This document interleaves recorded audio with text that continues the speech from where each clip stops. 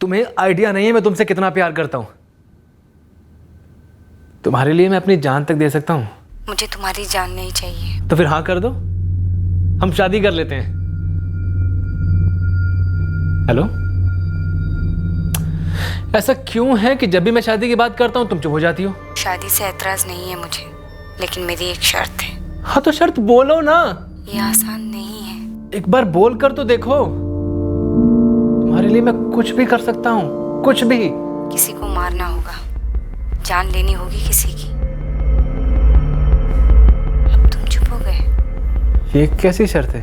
मेरे साथ जिंदगी गुजारना चाहते हो ना, तो उसे मेरी जिंदगी से निकालना ही होगा। क्या तुम ऐसा कर पाओगे? हाँ?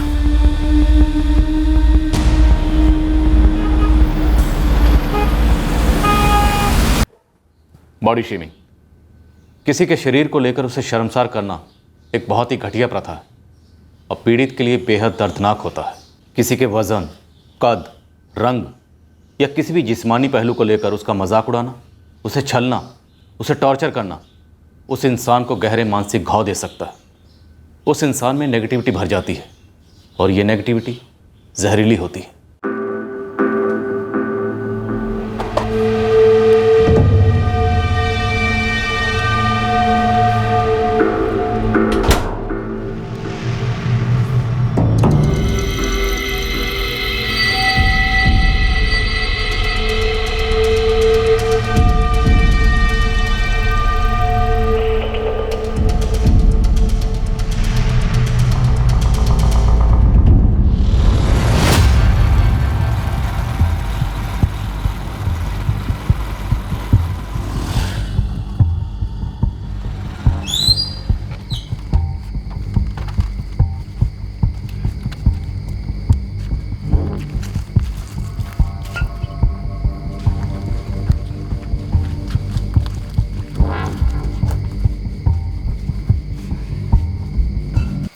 Cheers!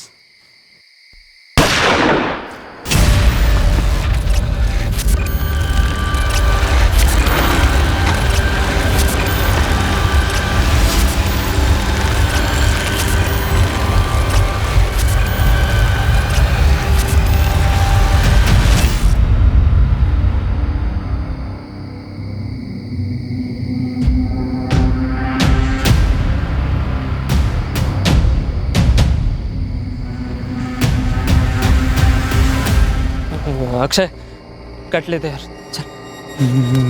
नहीं बे, पुलिस को फ़ोन करते हैं। क्या बक रहा है यार? अरे सही कह रहा हूँ नवीन, हम लोग हर दूसरे दिन यहाँ आते हैं, घूम फिर कर अपने पे ही शक आए, लग जाएगी अपनी। ठीक है, कर दे।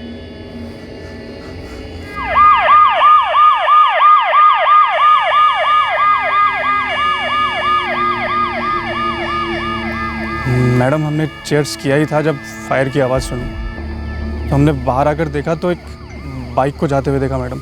ना तुमने बाइक का नंबर देखा और ना चलाने वाले की शक्ल? नहीं मैडम, जब तक हम यहाँ पहुँचे तो बाइक काफ़ी दूर चली गई थी। आदमी है या औरत कुछ पता ही नहीं चल सका। क्या करते हो तुम दोनों? मैडम, हम दोनों केडी पिज़्ज़ा के डिलीवरी बॉय हैं। आज हमारा ऑफ था तो यहाँ बियर पीने आए थे मैडम। हर ऑफ पर यहीं आते हो? जी मैडम, लगभग।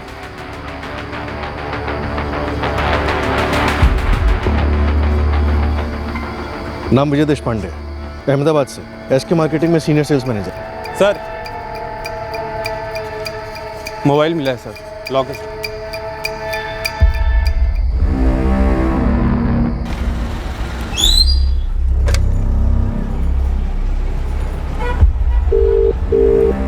हेलो। हाँ, काम हो गया। ठीक है, बाद में बात करेंगे। बाय। सर, इस आईडी पर 2 नंबर्स दिए गए हैं, दोनों ट्राई करते हैं।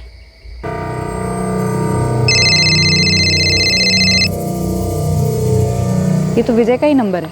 दूसरा नंबर ट्राई करो, जो लिखा ऑल्टरनेट नंबर है।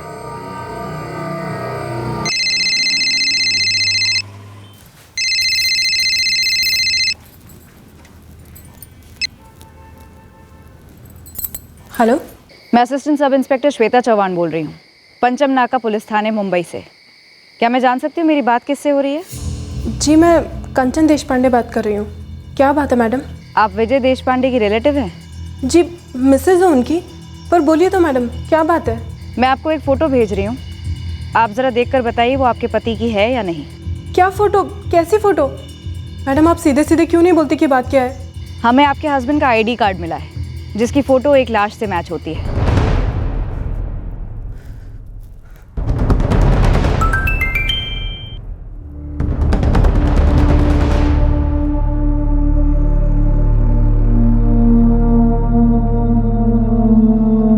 बहू, कहां से फोन था? क्या हुआ? कुछ तो बोल। अरे बेटा बोल ना।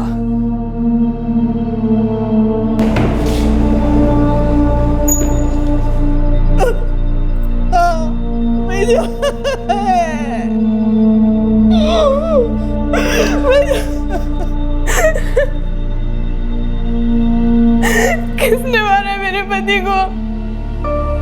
किसने मारा इन्हें? अभी तक ये पता नहीं चला है। हमें इनकी लाश घोड़बंदर के आगे खंडर के पास मिली। विजय की कोई मीटिंग थी थाने में।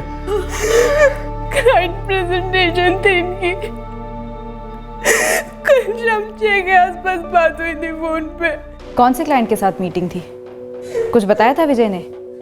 मीटिंग के बाद कहाँ जाने वाला था? मीटिंग के बाद सीधे होटल रूम आ गए थे। उसके बाद ही बात हुई थी मेरी। सर मिस्टर विजय देशपांडे ने 10 जून की सुबह चेक इन किया था। अहमदाबाद से उनके ऑफिस एसके मार्केटिंग ने ऑनलाइन बुकिंग करवाया था और सर अगले ही दिन 11 जून की शाम को उन्होंने अपना की कार्ड रिसेप्शन पर दिया था। चेकआउट किया था? नहीं सर, चेकआउट नहीं किया था। किसी के साथ थे वो? सर मुझे लगता है अकेले थे, क्योंकि सर अकेले ही गए थे बाहर। मुझे कल शाम की सीसीटीवी फुटेज चाहिए। जी श्योर सर, मैं सारा फुटेज एक पेन ड्राइव में डाल के आपको दे देता हूँ। और विजय देशपांडे का रूम भी देखना है मुझे। क्लाइंट मीटिंग कितने बजे खत्म हुई? 3 बजे? यस इंस्पेक्टर, थाने में विजय की एक मीटिंग थी। मीटिंग के बाद मेरी उससे बात भी हुई थी। विजय थाने में एक डील साइन करने गया था। ये प्रोजेक्ट वो सिंगल हैंडेड ही मैनेज कर रहा था। 12 जून की सुबह को कॉन्ट्रैक्ट साइन करने के बाद वो अहमदाबाद लौटने वाला था। 11 की शाम को विजय ने किसी पर्सनल मीटिंग की बात की थी? अब सब पर्सनल मीटिंग होती तो हमें बताने की क्या जरूरत थी। विजय हमारी कंपनी का सीनियर सेल्स मैनेजर था। मुझे तो अभी भी यकीन नहीं हो रहा। पूरा ऑफिस शॉक में है। वाइफ का कहना है कि पीता नहीं था। शायद सही कह रही है। ब्लड स्ट्रीम में कोई अल्कोहल ट्रेसेस नहीं मिले। फायरिंग होते ही गवाहों ने हमें फ़ोन किया था। जब लाश मेरे टेबल पे आई थी तो 2.5 से 3 घंटे पहले मौत हो चुकी थी। उन लोगों ने हमें शाम को 7:30 बजे फ़ोन किया था और इस बंदे का होटल उस खंडर से 30-40 मिनट की दूरी पर है।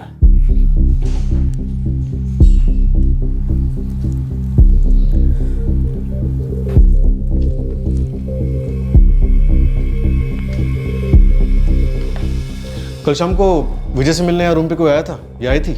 जी नहीं सर, आप एंट्रेंस और कॉरिडोर के साइड सीसीटीवी फुटेजेस देख लीजिए। उनका कोई पर्सनल गेस्ट अगर रूम में आए हो तो सर हमें नहीं पता, पर सर रिसेप्शन के थ्रू कोई नहीं आया था। कंचन जी, विजय के फ़ोन का पासवर्ड मालूम है आपको? जी नहीं सर। हमारी एक टीम पासवर्ड क्रैक करने पर लगी हुई है। कॉल रिकॉर्ड्स भी मंगवाए। कंचन जी, आपने कहा कि विजय ने आपको कल शाम को 6 बजे के आसपास फ़ोन किया था। जी सर। हाँ, नेगोशिएशंस तो सारी हो चुकी है। बस एक फॉर्मेलिटी वाली डील साइन करनी है, उसके बाद सीधे घर। तो ये डील साइन हुई है, मतलब अब तुम्हारा मुंबई अप डाउन शुरू हो जाएगा? हाँ कंचन, मुंबई आना जाना तो रहेगा ही, पर कितना ये कंपनी पर डिपेंड करता है। क्या है, मैंने एक अच्छी टीम मांगी है, पर कैप्टन तो मैं ही हूँ ना। ये प्रोजेक्ट A to Z मैंने इनिशिएट किया है, तो लीड भी मुझे ही करना पड़ेगा। मुझे पता लगाना था कि कहीं उन्हें 12 जून के बाद भी ना रुकना पड़े। कंचन जी, जिन लोगों ने हमें फ़ोन करके इन्फॉर्म किया, उन्होंने हमें बताया कि गोली की आवाज़ सुनने के बाद जब वो लोग वहाँ पहुँचे तो वहाँ से कोई बाइक पर भाग निकला। तो जाहिर सी बात है, आपके पति विजय उस बाइक वाले के साथ उस खंडर पर आए होंगे। आपको कुछ आइडिया है ये बाइक वाला कौन हो सकता है? नहीं सर, मुझे नहीं पता। यहाँ थाने घोड़बंदर में आपके पति विजय पहले भी आते जाते रहते थे काम के सिलसिले में? कई बार। यहाँ कोई दोस्त है थाने मुंबई साइड? सबका तो पता नहीं, पर एक दिलीप है, वो हमारे घर भी आया हुआ है अहमदाबाद में। पूरा नाम, नंबर है? दिलीप बोरकर है पूरा नाम। नंबर देती हूँ।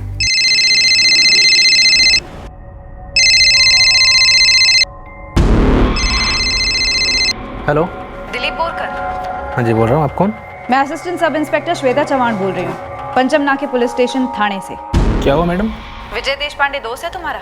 एसके मार्केटिंग अहमदाबाद वाला? जी हाँ मैडम, बहुत अच्छा दोस्त है। उसका मर्डर हुआ है। क्या? ऐसे कैसे मर्डर? कल ही तो मेरी बात हुई थी विजय से। कल यानी 11 तारीख को? जी हाँ मैडम, 11 जून को शाम को लगभग 5 बजे तो मेरी विजय से बात हुई थी, और आज 12 तारीख की दोपहर को अहमदाबाद वो अपने घर लौटने वाला था। हे भगवान, ये मैं क्या सुन रहा हूँ? और मैडम, कंचन ने भी मुझे इस बारे में कुछ नहीं बोला। दिलीप, तुम कितनी जल्द से जल्द यहाँ थाने पहुँच सकते हो? मेरा ऑफिस बीकेसी में है। समय तो बहुत बुरा ट्रैफिक होगा, आने में तकरीबन 1-1.5 घंटा तो लग ही जाएगा। ठीक है, जल्दी आओ।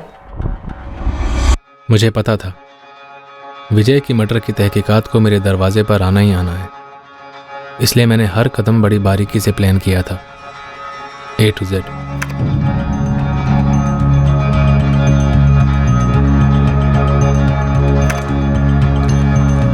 मुझे ना 4:05 पे वागले स्टेट से यहाँ होटल पहुँचने के लिए प्रीपेड टैक्सी ली। टैक्सी वाले ने बताया कि वो अकेला था। सीसीटीवी में भी कोई विजिटर नहीं दिख रहा। और विजय यहाँ से निकलता कितने बजे? 6:40 पे, अकेला। होटल की लॉबी में भी वो अकेला ही है। वेटिंग एरिया में भी उससे कोई नहीं मिला। बाहर की सीसीटीवी में भी उससे कोई नहीं मिला, वहाँ पे भी वो अकेला ही है। पर विजय रास्ते में कहीं ना कहीं किसी ना किसी से मिला ज़रूर होगा। उसकी बाइक पर डबल सीट बैठकर उस खंडर तक गया और उसने विजय को पॉइंट ब्लैंक रेंज से शूट कर दिया। फॉरेंसिक लैब से विजय के फ़ोन का पासवर्ड क्रैक होकर आता ही होगा आधे घंटे में। मैं उसका कॉल रिकॉर्ड फॉलो कर रही हूँ।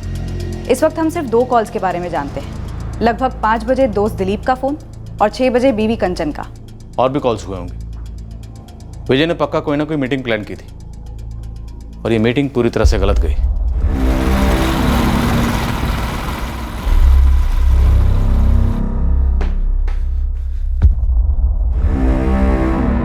नमस्कार काकी। काका, ये सब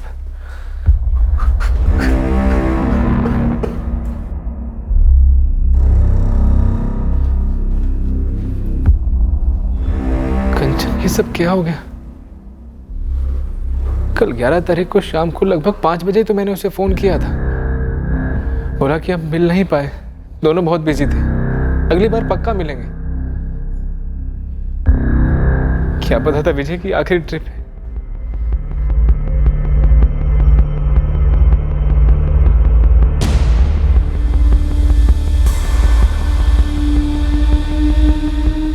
मैं सारे जवाबों के साथ रेडी था, वो सारे जवाब जो उन्हें मुझ पर शक करने का कोई चांस ही नहीं देते। ये दिन मर्डर के लिए काफ़ी पहले तय किया गया था। मैंने विजय को शाम 4:55 को फ़ोन किया।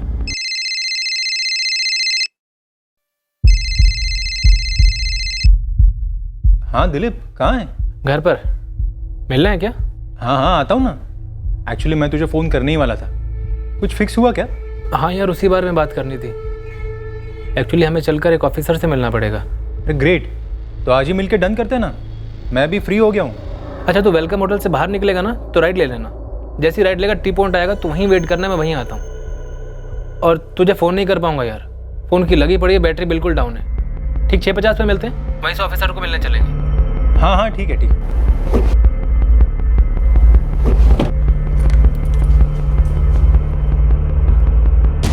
आई, मैं आधे घंटे में आता हूँ।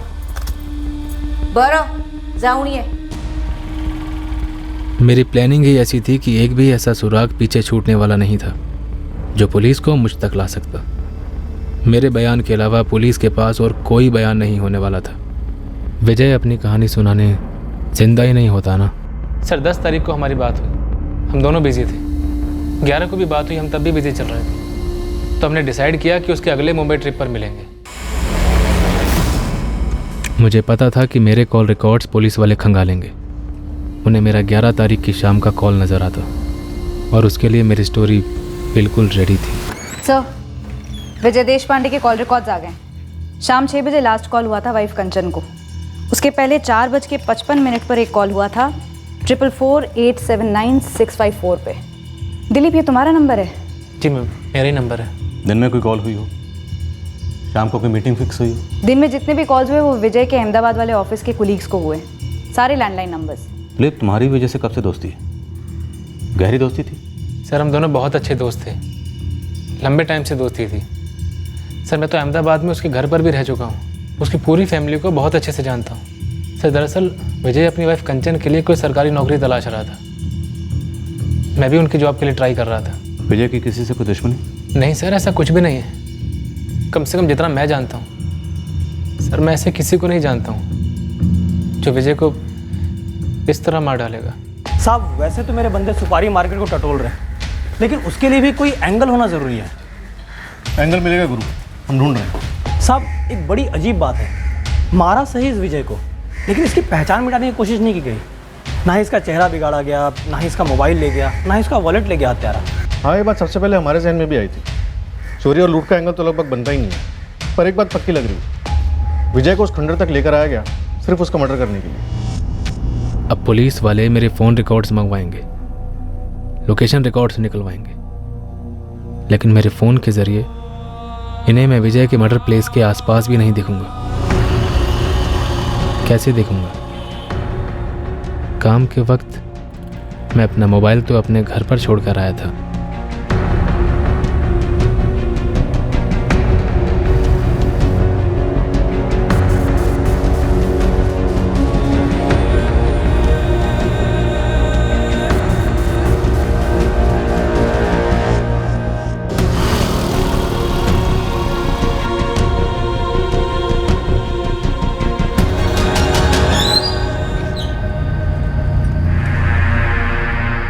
यार दिलीप, तेरा ये गवर्नमेंट ऑफिसर दोस्त यहाँ मिलने के लिए बोला है क्या? हाँ? नहीं मतलब इस वीराने में? हाँ, वो थोड़ा अजीब बंदा है। कह रहा था हमारे साथ किसी पब्लिक प्लेस में दिखना नहीं चाहता। पब्लिक प्लेस में नहीं मिलना चाहता था तो मेरे होटल के रूम पर आ जाता। हाँ?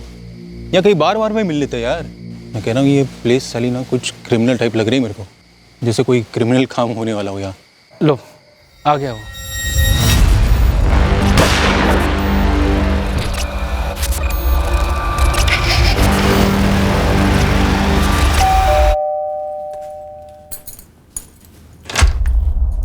अरे वाह, मुझे नहीं पता था कि तू इतना जल्दी आएगा। चला कर खाना खा ले। आई नीचे ही था, कहीं गया नहीं था। हाँ हाँ, पर मैं लगा रही हूँ। कह रहे दिलीप, कैसा था दिन? वही बाबा, रोज की तरह काम काम। आई मेरे लिए अभी खाना मत परोसना, मैं बाद में खा लूंगा। सॉरी विजय, मुझे ये नहीं करना था। मुझे तुम्हें नहीं मारना था। ये उसकी मर्जी से हुआ है। वो चाहती थी कि ऐसा ही हो।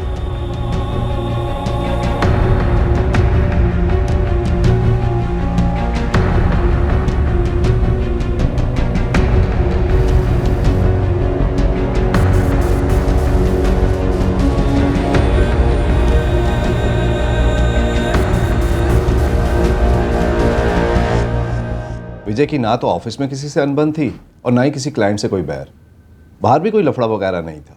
प्रोफेशनली हैंडल करता था वो अपने सारे काम। बागले स्टेट में जो आपका क्लाइंट है, उसके साथ 3:45 बजे मीटिंग खत्म। कोई अंदाजा है कि विजय उसके बाद किससे मिलने जा सकता है? अरविंद जी, देखिए सर, मैं आपको पहले भी बता चुका हूँ कि काम के सिलसिले में तो उसकी किसी से मीटिंग नहीं हुई। मैंने अपने मुंबई के सारे क्लाइंट्स को फ़ोन भी किया। मेरे पास सबके नंबर है, आप चाहे तो आप भी बात कर लीजिए। और वैसे भी सर, टूटी फूटी बिल्डिंग के पास शाम के अंधेरे में कोई काम की मीटिंग तो होती नहीं। ये ज़रूर कोई पर्सनल मैटर ही है। विजय आपकी कंपनी में कब से काम कर रहा है? अगले महीने उसकी शादी को 4 साल हो जाएंगे।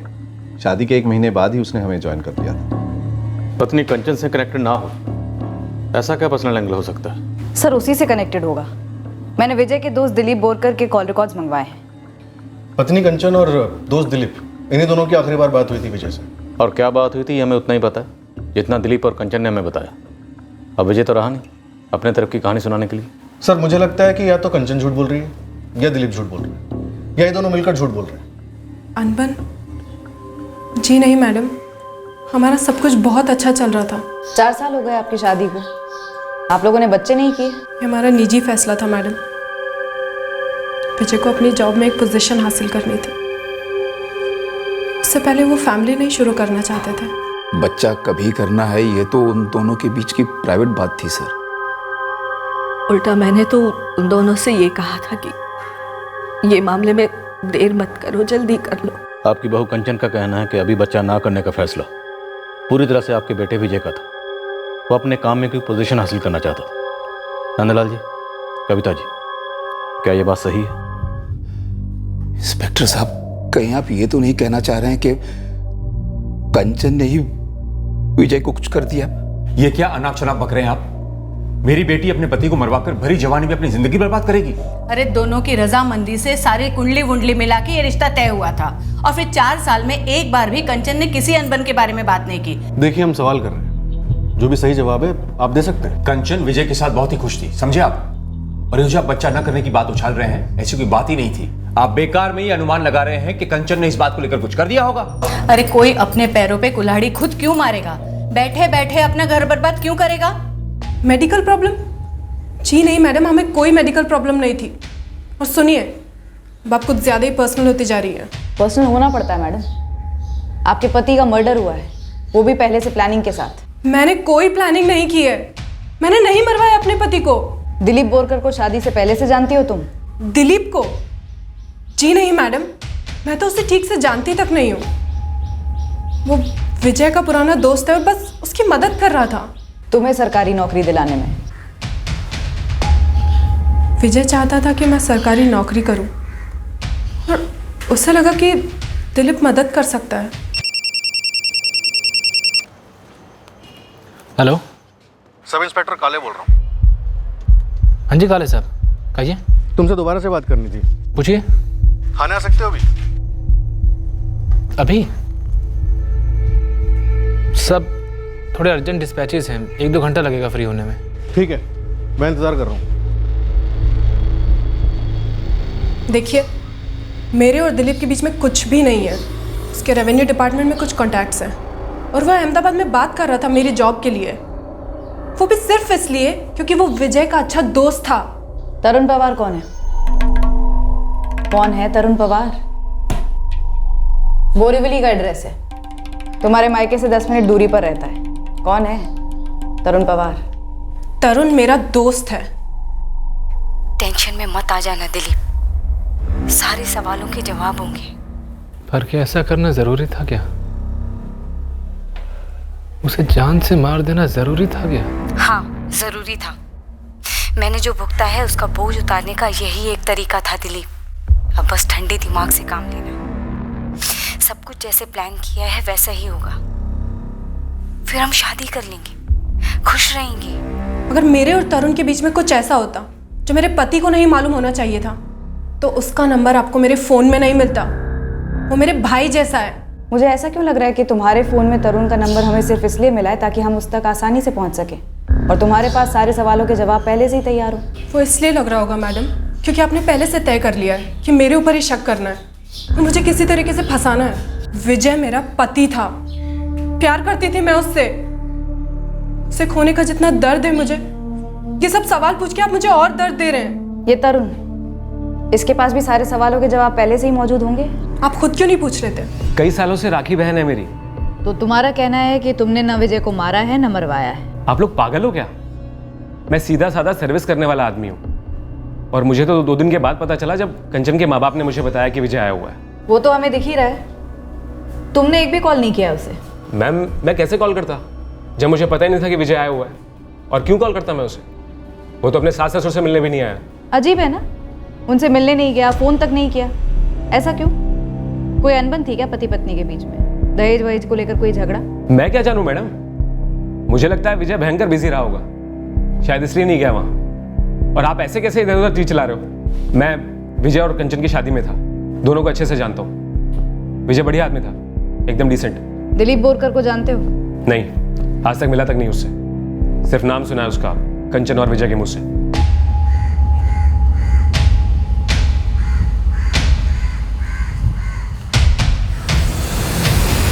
बाइक है तुम्हारे पास?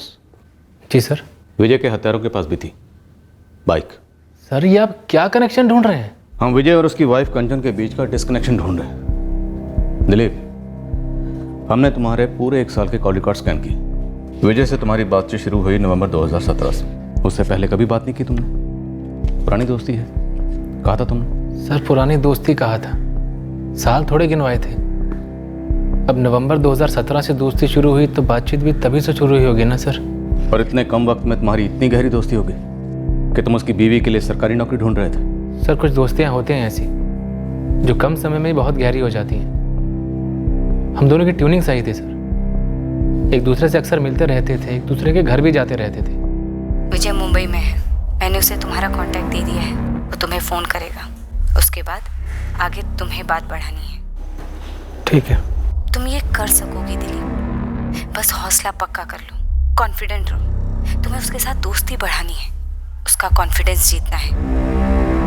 Okay sir. नवंबर 2017 को हमारी दोस्ती हुई, बातचीत शुरू हुई। फिर एक दिन विजय ने कंचन के जॉब के बारे में जिक्र किया। उसने पूछा मुझसे कि क्या कंचन को गवर्नमेंट सेक्टर में जॉब मिल सकता है। तुम्हारी और विजय की दोस्ती हुई और उसने इसलिए पूछा क्योंकि तुम रेवेन्यू डिपार्टमेंट में काम करते हो। इसीलिए पूछा। और सर मैं वैसे भी अहमदाबाद की ब्रांच में कुछ लोगों को जानता हूँ और कंचन को वहीं जॉब चाहिए था।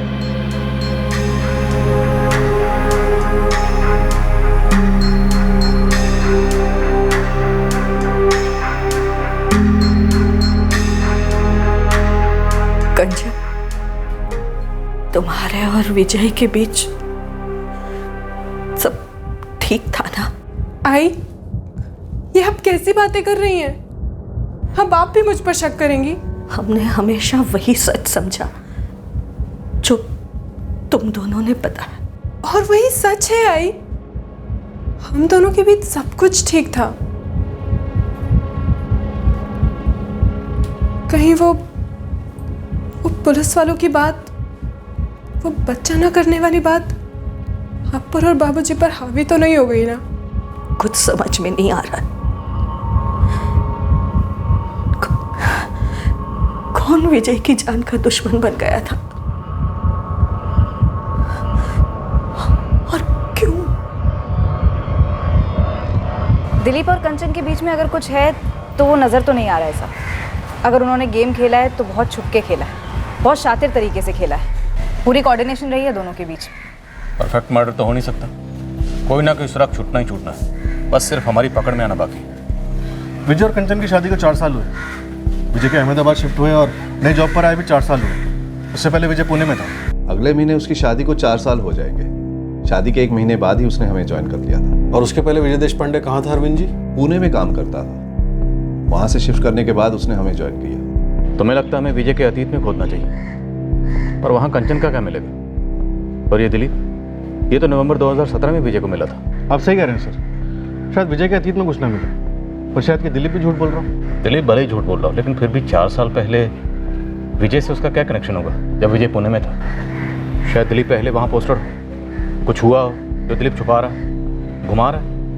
नहीं सर, दिलीप का बैकग्राउंड चेक किया, जब से उसने रेवेन्यू डिपार्टमेंट ज्वाइन किया है वो बीकेसी में ही पोस्टेड है। और उसकी वाइफ कंचन बोरीवली की है, यहीं मुंबई की। शायद पुणे में कुछ मिलने के चांसेस ना के बराबर है। मुझे बस ऐसे ही लगा क्योंकि विजय पहले पुणे में था। रत्ना पर लग रहा है तो एक बार चेक कर ही लो, क्योंकि ना करने से तो अच्छा है चेक करके तसल्ली करते। एक बात थी जो विजय के माँ बाप ने हमें बताई ही नहीं, और ना ही वो बात अब तक की तहकीकात के दौरान सामने आई। इस बात का ताल्लुक विजय और कंचन की शादी से था, और ये बात कंचन के माँ बाप ने भी नहीं उठाई थी। शायद उन्हें इस बात के बारे में पता ही नहीं था, भनक तक नहीं थी।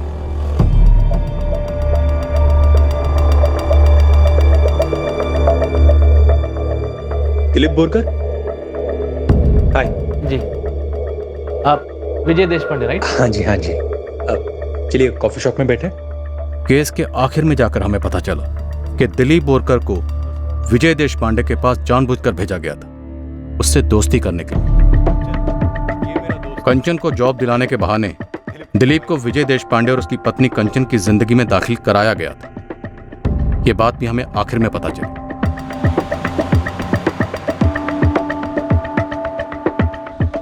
पुणे में अतीत को खोद निकालना रूटीन एक्सरसाइज थी तहकीकात की, पर हमें कोई आइडिया नहीं था कि इस जुर्म की जड़ यहीं थी, पुणे में। आई, आपने मुझे पहले कभी कुछ बताया क्यों नहीं? नहीं, विजय ने कभी कुछ कहा? यकीन करो, हमने सपने में भी नहीं सोचा था कि ये भला ऐसे फिर पलट कर लौटेगी। तुम मुझसे शादी नहीं करना चाहते? तुम ये कैसी बातें कर रहे हो दिलीप? अब मैं तुमसे शादी नहीं करना चाहता। तुम मेरे साथ ऐसा नहीं कर सकते दिलीप। नम्रता, मैं अब जब कंचन को देखता हूँ ना तो सोचता हूँ कि क्यों ऐसा हुआ ही क्यों। दिलीप, तुम यूं अचानक कंचन के साथ हमदर्दी नहीं जता सकते। हमदर्दी तो मैं तुम्हारे साथ भी नहीं जता सकता नम्रता। ये जो मैंने किया है, जो तुमने मुझसे करवाया है, इसके बाद मैं ज्यादा दूर तक नहीं भाग सकता हूँ और तुम भी ज्यादा दूर तक नहीं भाग पाओगी। दिलीप, हम बहुत दूर चले जाएंगे, बहुत दूर। तुम पैनिक मत हो, हड़बड़ाओ मत, सब कुछ सही चल रहा है। कुछ सही नहीं चल रहा है नम्रता। तो कोई पैनिक नहीं है, कोई हड़बड़ाहट नहीं है नम्रता। हम दोनों एक अंधी गली में घुस आए हैं।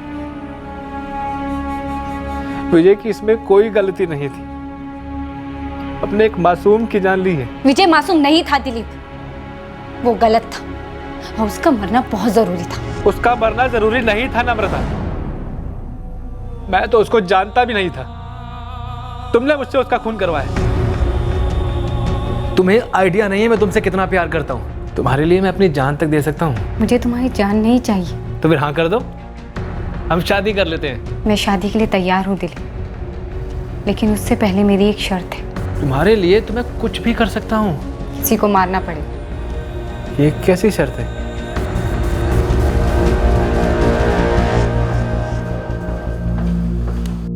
हमने विजय के बारे में सुना, हम सारे शॉक थे। उसने जॉब 4 साल पहले छोड़ दी थी। हाँ सर, करेक्ट। हमें पता चला कि विजय यहीं पुणे का था, उसके माँ बाप भी यहीं के हैं। अपना विजय पक्का पुनेरी था। हमें कभी नहीं लगा था कि एकदम से जॉब छोड़ देगा, एकदम से शादी कर लेगा, फिर एकदम से पुणे से गायब भी हो जाएगा। तो कुछ ऐसा हुआ था जो एकदम से उसने पुणे छोड़ दिया? नहीं, दरअसल मैंने उससे पूछा भी था सर। बात यार वो नहीं है किशोर, पर अहमदाबाद की फर्म तगड़ा कॉम्पेंसेशन पैकेज ऑफर कर रही है और यहाँ से दुगना है ऑलमोस्ट। सही है यार। बात सिर्फ सैलरी की नहीं है, सेल्स में मुझे पहले से ही जाना था, कोर इंटरेस्ट है यार मेरा। लेकिन विजय पूरी फैमिली के साथ इतनी दूर अहमदाबाद। अरे मस्त शहर है अहमदाबाद, आई बाबा पुणे मिस नहीं करेंगे, मैं कह रहा हूँ तुम्हें। और सब कुछ है वहाँ पे, मराठी मित्र मंडल है, पुनेरी लोग रहते हैं, और कंचन भी रहेगी ना उनके साथ। एक बार बस अभी मुंबई में जल्दी शादी हो जाए, फिर 2 हफ्ते के लिए हनीमून जाऊंगा और फिर नई जॉब। पर कोई ठोस कारण नहीं बताया उसने सर। हम सभी विजय का मर्डर डिस्कस कर रहे थे। मर्डर जैसी चीज हमेशा ऐसे ही लगता है कि किसी दूसरे के साथ होगी, जैसा कि क्राइम पेट्रोल में दिखाते हैं, पर इसे तो हम सब जानते थे करीब से।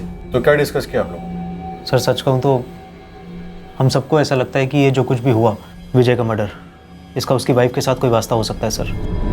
तो खास कारण ऐसा सोचने के लिए?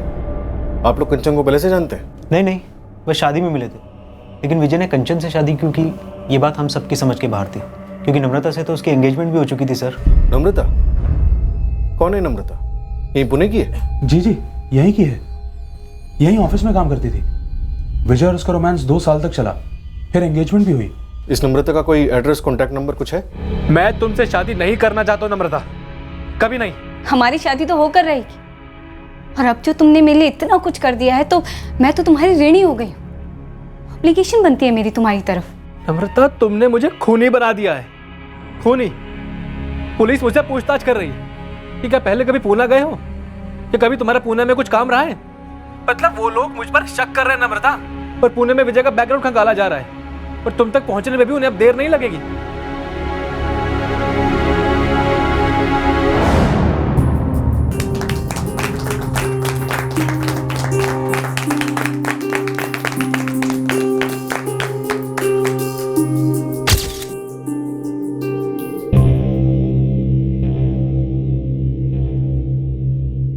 सारे नम्रता ने खुद दे दिया खुशी से, रात के बाद गेट आई।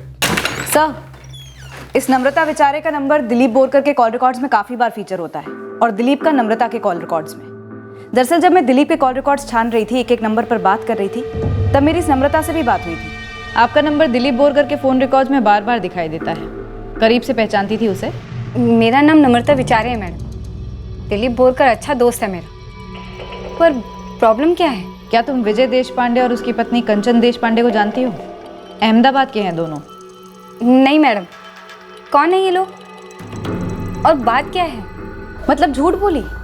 और विजय के माँ बाप ने कभी सोचा भी नहीं होगा कि जो सगाई 5 साल पहले टूट चुकी थी वो इस तरह अपना सर उठाएगी। रतन, चुपचाप इस दिलीप बोरकर को उठाओ। इन सब ने कभी सोचा भी नहीं होगा कि हम पुणे जाकर इनके रिश्तों को खोद निकालेंगे। वैसे पुणे जाने का आइडिया तुम्हारा था? काम कर गए? गुड जॉब रतन। तुम्हारे माँ बाप बाहर हैं, काफ़ी घबराए हुए हैं वो। मेरे पेरेंट्स? बात क्या है सर? हम तुम्हें कस्टडी में ले रहे हैं। आप मुझे डराने धमकाने की कोशिश कर रहे हैं? मेरे बूढ़े पेरेंट्स को घसीट रहे हैं? ना ना, हम दिलीप बोरकर को घसीट रहे हैं। वही दिलीप बोरकर जिसकी पहले विजय से दोस्ती करवाई गई, इस लालच में कि वो विजय की वाइफ कंचन को रेवेन्यू डिपार्टमेंट अहमदाबाद में नौकरी दिलवाएगा। और इस दिलीप बोरकर को नम्रता तुम इसे मिली 2 साल पहले बोरीवली में एक शादी में। फिर तुम दोनों का रिश्ता शुरू और फिर तुमने इस दिलीप बोरकर का इस्तेमाल किया अपने एक्स मंगेतर विजय देशपांडे का कत्ल करवाने के लिए। बढ़िया मिल गई, बस सिर्फ कत्ल का मकसद जानना बाकी है, वो तुम हमें बताओगे। देखो दिलीप तो बोलेगा, हम बुलवाएंगे उससे। हम तुमसे भी बुलवा सकते हैं। बोलोगी तो टाइम भी बचेगा और तुम्हारी खाल भी। सर मैंने ही विजय को गोली मारी थी। वो हम जानते हैं दिलीप, बस पहले हमें लगा तुमने कंचन के लिए विजय को मार डाला। नम्रता तो हमारी तहकीकात में काफ़ी बाद में उभर के आई। सर मैं नम्रता के प्यार में था। मैंने उससे कितनी बार कहा कि पुरानी बातों को भुला दे। नम्रता, पास्ट होता है, अतीत। नम्रता, हम एक दूसरे से मिले हैं, प्यार है। आज की सोचते हैं, आने वाले कल की प्लानिंग करते हैं हम दोनों। मेरे लिए मेरे बीते कल को भुलाना मुश्किल ही नहीं, नामुमकिन है। मेरे सर पर, मेरे दिल पर, मेरी पूरी पर्सनालिटी पर वो बीता कल एक बोझ बनकर बैठा हुआ है। नम्रता, अतीत का बोझ ऑप्शनल है। उठाना चाहो तो भारी है, वरना तो रुई से भी हल्का है, पल में हवा हो जाता है। तुम मारोगे ना उसे मेरे लिए? क्या इतना प्यार करते हो तुम मुझसे? इतना जान लो दिलीप, विजय ने अतीत में जो मेरा मजाक उड़ाया था, वो मजाक वक्त के साथ मुझे और हर्ट करता है, क्योंकि उसके लिए मैं आज भी अतीत नहीं हूँ। वो आज भी मुझे फोन करता है अपने काम के लिए। हाँ, कैसी हो नम्रता? फर्स्ट क्लास, बस थोड़ा काम के लिए लेट हो रही हूँ। अच्छा सुनो ना, एक हेल्प चाहिए थी मुझसे? हाँ यार, वो कंचन के लिए जॉब ढूंढ रहा हूँ मैं। उसे जॉब करनी है, घर पे बैठे बैठे बोर हो जाती है वो। तुम चाहते हो कि मैं यहाँ पूना से अहमदाबाद में तुम्हारी वाइफ के लिए जॉब ढूंढूं? हाँ, तुम यहाँ गवर्नमेंट ऑफिसेस में डील करती थी ना, और यहाँ के टॉप के लोगों को जानती हो, तो देखो ना यार, कुछ बात चला दो ना। पहले भी कई बार अलग अलग कामों के लिए फोन किया है उसने मुझे। नम्रता, नंबर ब्लॉक करने में कितनी मेहनत लगती है। मेरे सिस्टम से नहीं होता ना ब्लॉक दिलीप। उसका एक ही तरीका है, फ्लश आउट करना होगा उसे।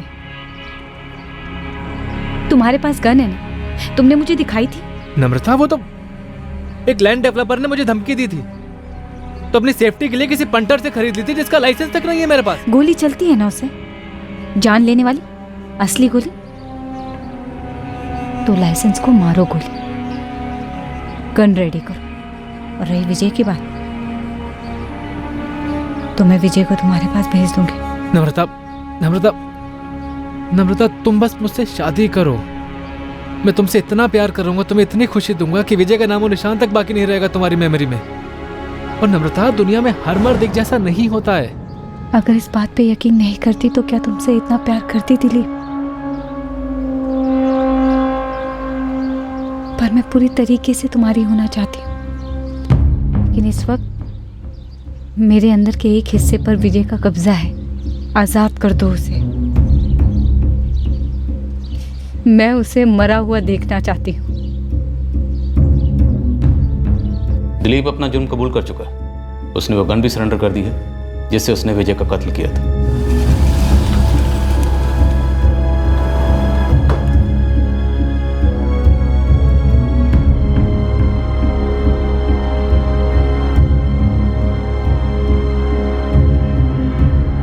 हजारों लाखों सगाइयां टूटती हैं, ब्रेकअप्स होते हैं।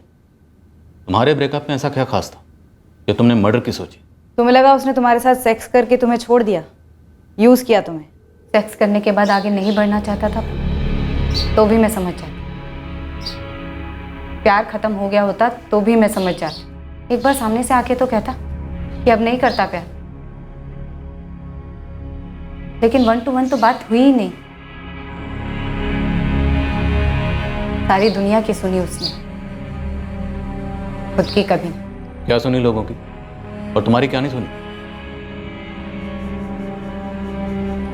इंस्पेक्टर आप और आप मैडम, देखिए मुझे, क्या आपको लगता है कि मैं एबनॉर्मल हूँ फिजिकली, शरीर से? नहीं। क्या विजय को लगा तुम एबनॉर्मल हो? पहले कभी नहीं लगा। सारे साल, वो दिन, वो रातें, वो हर लम्हा जो हमने साथ गुजारा, उसने हमेशा मेरी खूबसूरती की तारीफ की। वो जब भी मुझे प्यार करता था दिल से कॉम्प्लीमेंट करता था। उसके बाद मैं लोगों की सुनी, उनकी बातों पर यकीन करने लगा। अरे भाई ये तो बहुत ही बढ़िया हो गया, बहुत अच्छी जॉब है दोनों की। लेकिन जोड़ी कुछ जम नहीं रही है। जोड़ी कुछ ठीक नहीं लग रही है, क्या बोलती हो? मैं भी आपको यही बोलने वाली थी। सगाई के पूरे 6 महीने बाद विजय आकर मुझसे कहता है कि उसको सगाई तोड़नी है, वो मुझसे शादी नहीं करना चाहता। नहीं विजय, ये कोई तुम्हारे ऑफिस के डील नहीं है कि बस तोड़ दी। मुझे एक्सप्लेनेशन चाहिए। मुझे ब्रेकअप से कोई ऑब्जेक्शन नहीं, बुरा लग रहा है अंदर से, उतना ही रो लूंगी और फिर ठीक भी हो जाऊंगी, लेकिन मुझे रीजन चाहिए। सबको लगता है यार हमारी जोड़ी सही नहीं है यार। हाँ मतलब कुछ मेल नहीं है हमारे बीच। ये सब कौन है विजय? हाँ, और ये तब कहाँ थे जब तुमने मुझे प्रपोज किया था, किस किया था, प्यार का इजहार किया था, अनगिनत बार सोए थे मेरे साथ, शादी के लिए प्रपोज किया था, एंगेजमेंट की थी, तब कहाँ थे ये लोग? और इन सबको क्यों लगता है कि हमारे बीच में कोई मेल नहीं है? हाइट। क्या? नम्रता यार, तुम मेरे हाइट के मुकाबले बहुत ज्यादा छोटी हो। Are you serious?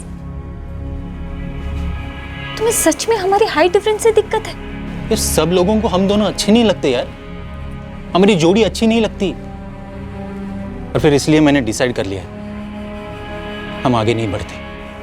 आगे नहीं बढ़ते? क्योंकि मैं हाइट में छोटी हूँ, सिर्फ हाइट के कारण? नम्रता ये सिर्फ नहीं है, जो लोग एंगेजमेंट में आए थे ना वो बुजुर्ग लोग हैं, दुनिया देखी उन्होंने, सभी लोगों को लगा ये ऊंचाई का फर्क सही नहीं है, सभी लोगों के जुबान पे बस एक ही बात थी, ये जोड़ी ठीक नहीं है। मतलब मैं 4 फुट 10 इंच हूँ तो शादी के लिए डिस्क्वालीफाई करती हूँ? तुम्हारे प्यार के काबिल नहीं, कुछ इंचेस छोटी पड़ती हूँ, और इन सबको किस बात का डर है विजय? हाँ, कि कल को हमारे बच्चों की हाइट मुझ पर न चली जाए? शॉर्ट हाइटेड होना पाप है क्या? और अगर उन्हें तुम्हारी हाइट मिल गई तो? देखो नम्रता, मैंने इस सब के बारे में काफी सोचा है। तुमने तुम्हारे सब की बातों को काफी सही सोचा है। काफी सही है ना वो?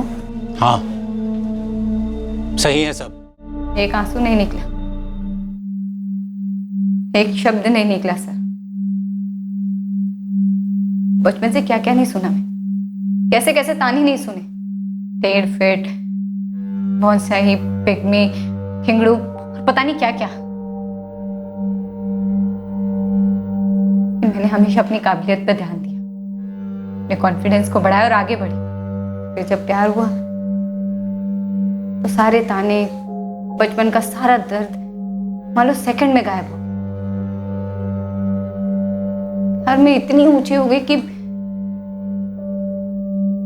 मेरी हाइट ने मुझे कभी छोटा महसूस करने ही नहीं दिया। और फिर ये उसी से इतना बदतर रिजेक्शन हाइट के लिए। सोचिए, थोड़ा ठंडे दिमाग से सोचिए, क्या ये रिजेक्शन का कोई कारण हो सकता है? मतलब आप अरेंज कर रहे हो तो मैं समझू, डालो एडवर्टाइजमेंट, ऐसी हाइट चाहिए, ऐसा वेट चाहिए, ऐसी शक्ल चाहिए, ऐसे नाक चाहिए, ऐसे बाल चाहिए, जो तुम्हारी मर्जी। लेकिन मुझे जानने के बाद, 2 साल मुझे प्यार करने के बाद, वो भी जमकर, सिर्फ सोसाइटी के कहने पर हाइट के लिए रिजेक्शन। सॉरी, ये मेरे लिए सबसे भद्दा मजाक था, ना भरने वाला घाव। घाव को भरने का सिर्फ एक ही तरीका था, विजय की मौत। और दिलीप बोरकर, वो तो तुमसे सच्चा प्यार करता था ना, उसके घाव के बारे में सोचा तुमने? जो तुमने उसे दिया। खूनी बनने का खाओ, ब्लैकमेलिंग का खाओ, विजय को मारो वरना मैं तुम्हारी नहीं हो सकती। क्या ये भद्दा मजाक नहीं था सच्चे प्यार का? आप नहीं समझेंगे शायद। अगर विजय जिंदा रहता तो मेरे अंदर का घाव भी जिंदा रहता, और अगर अंदर का घाव जिंदा रहता तो मैं दिलीप से शादी नहीं कर पाती सर। सर मैंने कितना समझाया था नम्रता को, कितना समझाया था, पर उसने मेरी बात नहीं मानी और मैं पागलों की तरह उसकी बात मान गया। सर मुझे मना कर देना चाहिए था उसे, उससे हमेशा के लिए दूर चले जाना चाहिए था। विजय को यूं फंसाकर मारना नहीं चाहिए था मुझे सर। इसमें कोई दो राय नहीं है दिलीप, तुमने एक बड़ा ही संगीन जुर्म कर दिया, इतना संगीन जो पछतावे की कोई गुंजाइश नहीं छोड़ता। अब किया है तो भुगतना तो पड़ेगा।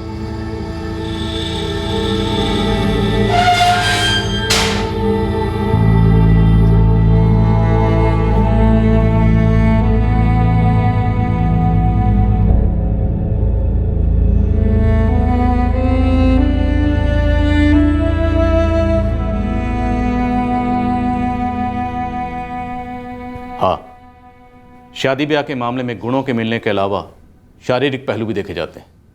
लड़के लड़कियां आए दिन किसी ना किसी शारीरिक मापदंड में फिट ना बैठने की वजह से रिजेक्ट होते हैं।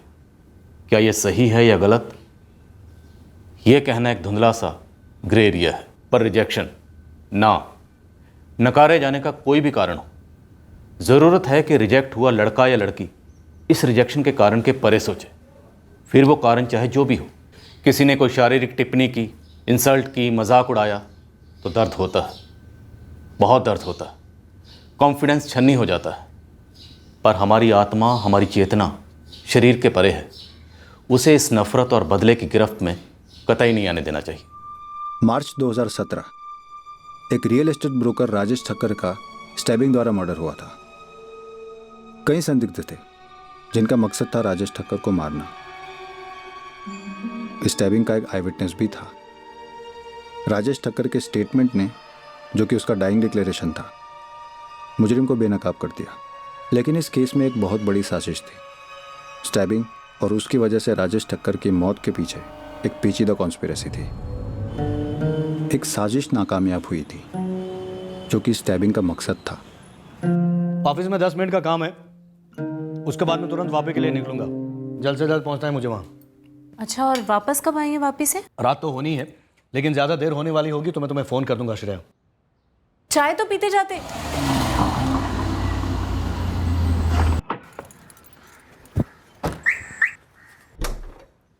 अजय, अजय आया सर। जय श्री कृष्ण शरद भाई। हाँ जय श्री कृष्ण। अच्छा सुन, मैं आज वापिस जा रहा हूँ। हाँ, रात तक लौटूंगा। वो प्रदीप भाई को फ़ोन करके पूछ लेना उनको, अगर कोई घर देखना हो तो। ठीक है। और अगर वो हाँ कहें तो 2-3 घर दिखा देना। ठीक है शरद भाई। लेकिन आज वो रजिस्ट्रेशन ऑफिस पर भी जाना है, वो चंद्रकांत भाई के लिए। हाँ, वो रजिस्ट्रेशन का काम भी कर देना जी। और देख, तू सारे काम अप टू डेट किया कर, मुझे कोई भी पेंडिंग काम पसंद नहीं है, समझा? हाँ निकल गया हूँ ऑफिस। हाँ पहुँच रहा हूँ फटाफट।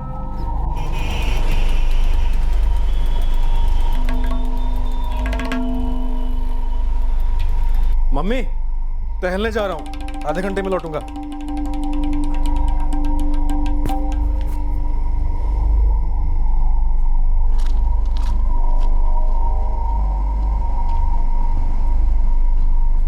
बिरजू भैया, ये चूना हल्के हाथ से लगाना और सुपारी कतरी। हाँ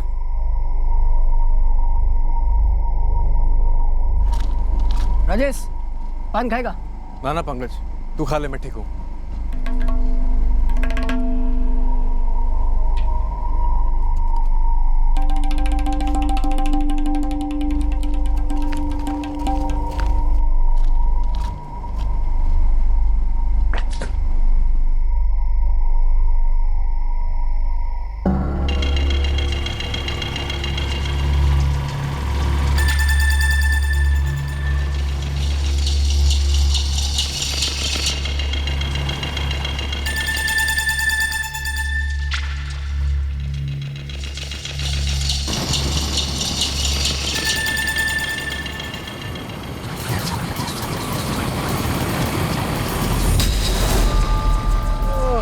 राजेश राजेश राजेश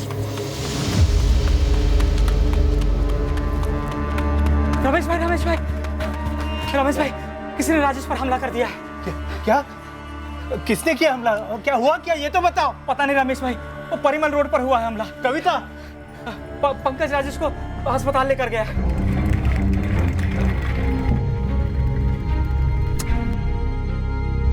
मैं बस वहाँ परिमल रोड पर मुड़ा, देखा तो एक बाइक जा रही थी। बाइक रुकी, बाइक वाला उतरा और उसने सीधा छुरा निकालकर राजेश पर वार करना शुरू कर दिया। एक के बाद एक वार करता गया सर, यहीं पर। हाँ सर, हम सब ने राजेश की चीख सुनी थी। ये 4-5 मिनट पहले ही मेरे दुकान के सामने से गुजरा था राजेश। सर मैं भी वही दुकान पे पान खा रहा था सर। कुछ 10:35 बजे मैं घर पे लौट रहा था और तभी मैंने ये हादसा होते देखा। तुमने बाइक वाले को देखा पंकज? मतलब उसका चेहरा? नहीं सर, नहीं देख पाया सर। उसका चेहरा कपड़े से ढका हुआ था, पीले रंग के कपड़े से सर। और मैंने देखा कि राजेश उसे बेनकाब करने की पूरी कोशिश कर रहा था सर। बाइक का नंबर? नहीं देख पाया सर। पंकज कुछ भी याद हो, एक आध लेटर? नहीं सर, मैं नहीं देख पाया सर। सर मैं पूरा हिल गया था सर, इतना खून बह रहा था कि कुछ सूझबूझ ही नहीं रहा। ना आप पेशेंट से नहीं बात कर सकती हैं। कुछ ज़्यादा सीरियस है क्या डॉक्टर? जबरदस्त ब्लड लॉस हुआ है, उसके सारे इंटरनल ऑर्गन्स डैमेज हो चुके हैं। उसके बचने के चांसेस कितने हैं, सर्वाइवल रेट क्या है, ये सब इस वक्त हम कुछ नहीं बता सकते। किसी से मिलने जा रहे हैं ऐसा तो कुछ कहा नहीं था राजेश भैया ने। आदत है राजेश की, रात के खाने के बाद आधा घंटा टहलने जाता है वो। राजेश को तो मैं सालों से जानता हूँ सर। हाँ सर, यही अम्बे नगर में रहता है सालों से फैमिली के साथ सर। तो फिर उसकी ऐसी लड़ाई किसके साथ हो सकती है जो उसे चाकू ही मार दिया? मुझे नहीं पता सर। सर ये तो आपको राजेश खुद बता पाएगा या फिर उसके घर वाले। हेलो, हाँ कहाँ हो अभी? कब तक आओगे? अरे यार, हरीश भाई की गाड़ी पंक्चर हो गई है। हाईवे पे जो ढाबा है वहाँ पे हम लोग खाना खा रहे हैं। घर आते आते सुबह हो जाएगी।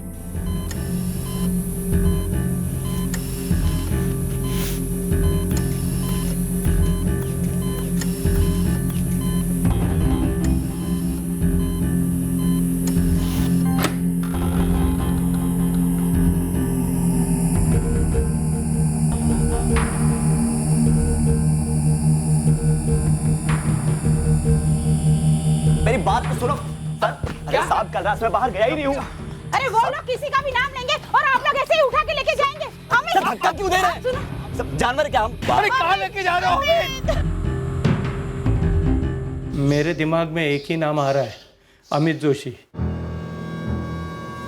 अमित जोशी रहता कहाँ है? हमारे ही मोहल्ले में। उसका मेरे बेटे राजेश के साथ झगड़ा हुआ था। सर मेरी गाड़ी राजेश की गाड़ी को सिर्फ टच करके निकली थी और गर्मा गर्मी में तू में हो गई। सर दिमाग फुल टॉस हो गया क्या मेरा, जो छुरा घोप दूंगा। प्रीति, क्या तुम्हें भी यही लगता है कि अमित जोशी ने तुम्हारे भाई राजेश को चाकू मारा होगा? क्यों? तुम्हारे पिताजी तो दावे के साथ उसका नाम ले रहे हैं। पता नहीं मैडम, मुझे बस ऐसा लगता है कि अमित ऐसा नहीं करेगा। नहीं पहनता। क्या करेंगे आप? कुछ खास नहीं, जबरदस्ती बनाएंगे, तकलीफ होगी सिर्फ तुझे। साहिब मेरे पड़ोस में जतिन है, जतिन उदेशी दोस्त है मेरा। उस दिन सर हम दोनों साथ में बैठकर मेरे घर के बाहर 11:30 बजे तक गप्पे लड़ा रहे थे और जब बिरजू पान वाला खबर लेकर जा रहा था राजेश के घर, सर हम दोनों को सामने से होकर गुजरा था। खबर सुनते ही सारा मोहल्ला इकट्ठा हो गया परिमल रोड पर तू नहीं गया। सर मैं हमले के वक्त था ही नहीं और नहीं हमले के बाद था। मतलब मैं वहां पर था ही नहीं सर, तो मैं क्यों पहनूं ये? सर देखिए मुझे ये नाटक नहीं चाहिए। नाटक नहीं चाहिए इसीलिए तो कह रहे हैं पहन ले, नहीं तो इस चौकटे पे प्लास्टर भी चढ़ सकता है। सर चल पहन ले। पहन। गुरु, तुम इस प्रीति का बैकग्राउंड चेक करवाओ। ये अमित का बचाव कर रही है, लेकिन हमें लगता है कि अमित इन्वॉल्व है। वो जानता था कि राजेश खाना खाने के बाद टहलने निकलेगा।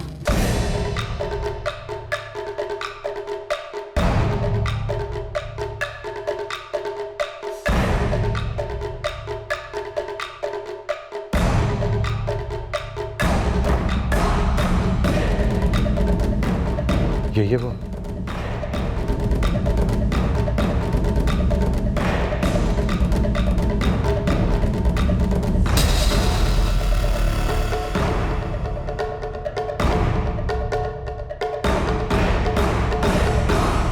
देखिए, फिलहाल ब्लीडिंग तो हमने रोक दी है, पेशेंट को होश भी आ चुका है, पर इस वक्त हम ये नहीं कह सकते कि वो पूरी तरह से खतरे से बाहर है। अभी हम राजेश से बात कर सकते हैं डॉक्टर? मैं सिर्फ 5 मिनट दूंगा, उससे ज्यादा नहीं। कौन था वो बेटा? हाँ राजेश, अमित जोशी था ना? हाँ दिख रहा।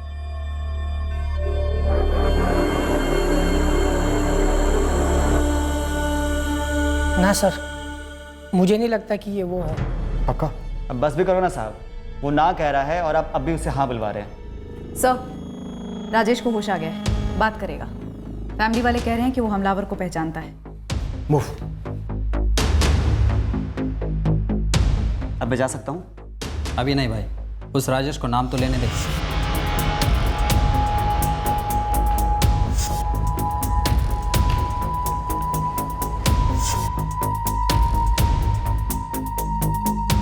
पहले वार के बाद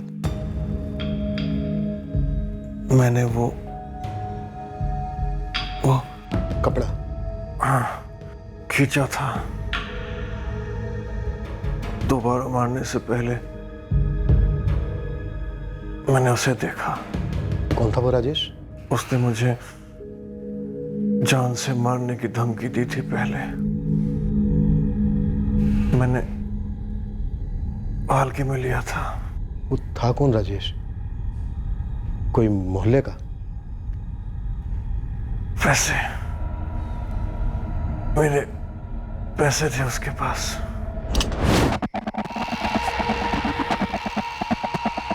शरद भाई, शरद सोलंकी। पैसे हैं नहीं देने के लिए तो कहां से दूं भाई? शरद भाई, आपने कहा था कि आप 1 हफ्ते में पैसे दे दोगे। 2 महीने हो गए और आप मुझे अभी बता रहे हो कि आपके पास पैसे नहीं देने के लिए। अबे 25,000 रुपए के लिए रोज आके मेरे साथ माथापच्ची करेगा क्या? 25,000 रुपए की वजह से तेरी बहन प्रीति की शादी रुकने वाली है। अरे आप जैसे 8 लोग और हैं, मैं सबसे सारे पैसे इकट्ठा कर रहा हूँ, मिलाकर अच्छे खासे होते हैं। शादी जून में है, जून दूर नहीं, और आपको ऐसा मजाक लग रहा है? ए, आवाज नीचे। 25,000 रुपए देकर तूने मुझे खरीद नहीं लिया है, समझा ना? देखिए शरद भाई, मुझे मेरे पैसे वापस चाहिए, वरना देख लेना मैं क्या करता हूँ।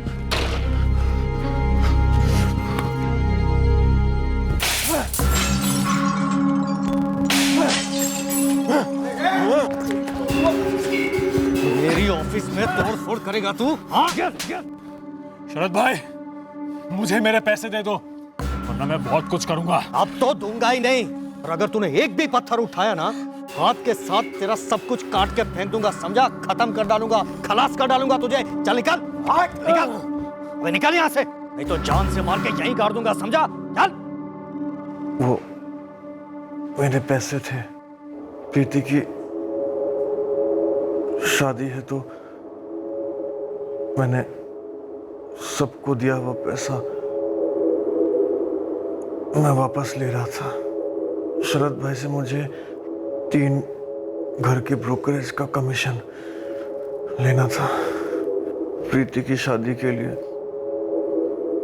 मैं वो पैसे लेने गया था। मुझे उन पैसों की बहुत जरूरत थी।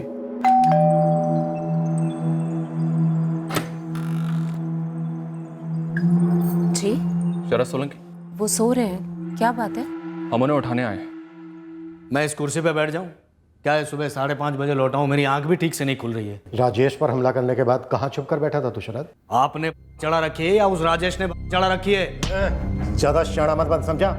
जितना पूछा जा रहा है उतना जवाब दे। पुलिस स्टेशन है ये। शाना तो वो बन रहा है राजेश मेरा नाम लेकर। मैं कल वापी गया था, आज सुबह लौटा हूं। मैं वडोदरा में था ही नहीं, और अगर वडोदरा में होता भी तो मेरा क्या दिमाग खराब हो गया ये सब करने के लिए? वो हम कर देंगे, दिमाग विमाग सब खराब कर देंगे तेरा। फटाफट बोल, बाइक किसकी थी, चाकू कहाँ पर है, और वो पीला कपड़ा कहाँ पर है जिससे थोबड़ा ढका था तूने तेरा? आप लोग मुझ पर इल्जाम डालकर किसी और का नाम ढकने की कोशिश तो नहीं कर रहे? राजेश की हालत क्रिटिकल है, समझा? क्रिटिकल हो या पॉलिटिकल हो, मुझे उससे क्या लेना देना? नहीं, मैं मानता हूं मुझे उसे 25,000 रुपए देने थे, लेकिन जब मैंने उसे दिए तो उसने कहा कि मुझे अभी नहीं चाहिए, आप शेयर बाजार में इन्वेस्ट कर दो, तो मैंने कर दिए। अब शेयर के प्राइसेस 25,000 से गिरकर 3,000 पे आ गए, तो उसमें मैं क्या करूं? ये सब बताया उसने आपको? वाह वाह वाह इंस्पेक्टर साहब, आप तो पूरी तैयारी करके आए हैं मुझे फंसाने के लिए। कितने पैसे खिलाए हैं राजेश ने ये सब के लिए? इतने खुले हाथ से थप्पड़ मत मारिए इंस्पेक्टर साहब, मैं कोई हवा का झोंका नहीं हूं, वंडर खड़ा कर सकता हूं। पहन ले चुपचाप। सवाल ही नहीं उठता। और मुझ पर दोबारा हाथ उठाने के बजाय आप फोन उठाओ और नंबर घुमाओ मेरे पार्टनर हरीश वाघेला का और मेरे फाइनेंसर बचूभाई शाह का। वो भी गवाही देंगे कि मैं वापी में था कल। मैं और हरीश पिछले 6 महीने से वापी में ब्रांच खोलने की कोशिश कर रहे हैं। सुबह 5:30 बजे बेचारे थके हारे घर पर आए और आप लोग चोरों चक्कों की तरह उठा कर ले गए। समझ क्या रखा आप लोगों ने हमें? 10 मिनट में समझ गए थे हम आपके पति को कि वो क्या है और क्या नहीं। घर खाली कराने के लिए किस तरह धमकी देते हैं, क्या दादागिरी करते हैं, ये सारी हिस्ट्री आ चुकी है हमारे पास। काम है वो उनका, रियल एस्टेट में है वो। अरे लोग इतनी आसानी से पैसे नहीं देते, कभी कभी तो घर खाली नहीं करते। ये भी तो काम है, पैसे लेकर वापस न देना, धमकी देना, फिर अटैक करना। और इस बार तो उसने खुद ने पैसे हड़पे राजेश ठक्कर के, शेयर मार्केट में इन्वेस्टमेंट के नाम पे। सर इसलिए नहीं कि शरद मेरा दोस्त है और मेरा पार्टनर है, बल्कि इसलिए कि ये सच है कि कल हम दोनों साथ में ही थे वापी में जब ये हमला हुआ। मेरी गाड़ी में थे, हम दोनों आज सुबह ही लौटे। सब कुछ पहले से प्लान था ना?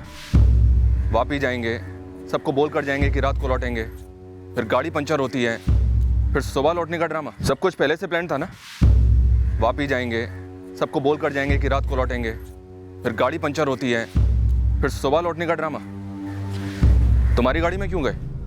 गाड़ी तो शरद सोलंकी के पास भी है ना? मैं मेरी गाड़ी लेकर गया था, इसलिए मेरी गाड़ी में हम दोनों साथ में गए। ऐसा कोई प्लानिंग नहीं था। सर आप क्या मुझे क्रिमिनल समझ रहे हैं क्या? सर शरद जैसा भी होगा, लेकिन इस प्लानिंग में मैं उसका साथ नहीं दूंगा। अरे हाँ साहब, आप बच्चू भाई को पूछिए ना, वापी में वो भी उधर ही थे। मेरे को काय को इस जमेले में घसीट रहे हो साहब? मैं वडोदरा नहीं आने वाला कोई बयान देने। हाँ अरे धंधे का टाइम है साहब, और एकदम साफ सुथरे धंधों से मालिक। झगड़ो मारामारी खून खराबा यहाँ होता ही नहीं, क्योंकि मैं करता ही नहीं ना। समझा बच्चू भाई, लेकिन स्टेटमेंट तो देना ही पड़ेगा। शरद आप ही का नाम दे रहा है। वो कह रहा है कि कल रात तक वो आपके साथ था वहां वापी में। हाँ तो था ना, वो और हरीश दोनों आए थे यहाँ पर, लेकिन मैं ये राजेश वाजेश को नहीं जानता। उनका आपस में क्या झगड़ा है, क्या लफड़ा है, मुझे नहीं मालूम। मैं आपसे अब भी कह रहा हूं, मैंने कुछ नहीं किया। शरद, इस कमरे में सबसे ज्यादा बोला गया झूठ यही है कि मैंने कुछ नहीं किया।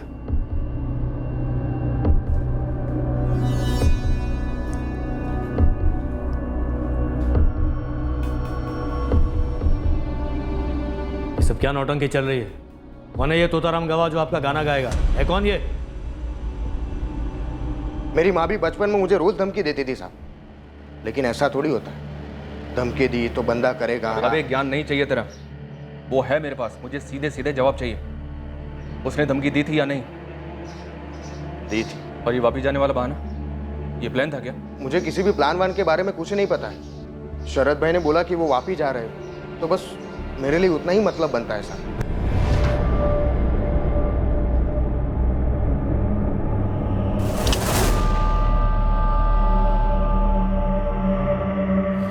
सर कद काठी से वही लग रहा है सर, लगता भी वही है, शायद यही है सर। चल बिके हुए हो तुम इंस्पेक्टर। मुझे फंसाने के लिए राजेश ने कितने रुपए दिए हैं तुम्हें? तूने खुद अपने आप को फंसाया शरद सोलंकी।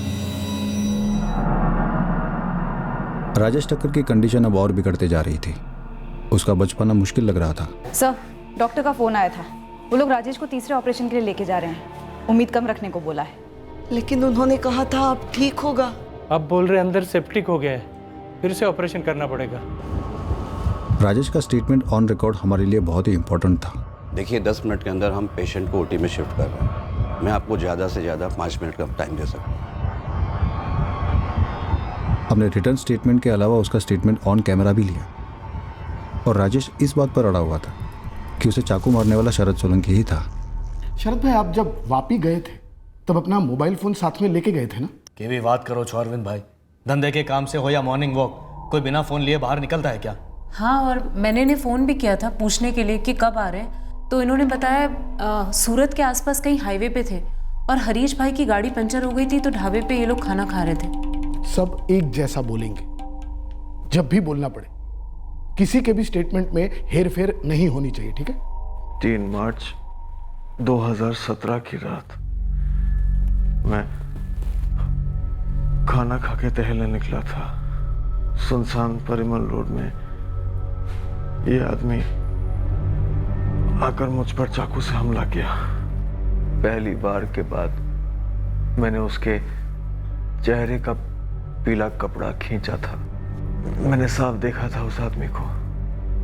वो शरद सोलंकी है, जिसने मुझे 25,000 देने हैं। मेरी बहन प्रीति की शादी के लिए वो पैसे मुझे चाहिए थे। राजेश ठक्कर ने ऑपरेशन टेबल पर दम तोड़ दिया।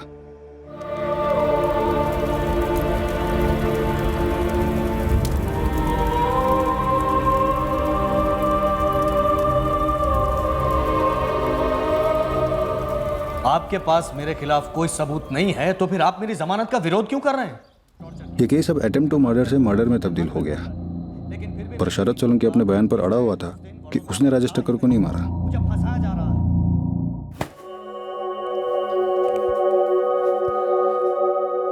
गिरीश और उसके घर वाले मान गए हैं, शादी बिल्कुल सादगी से होगी।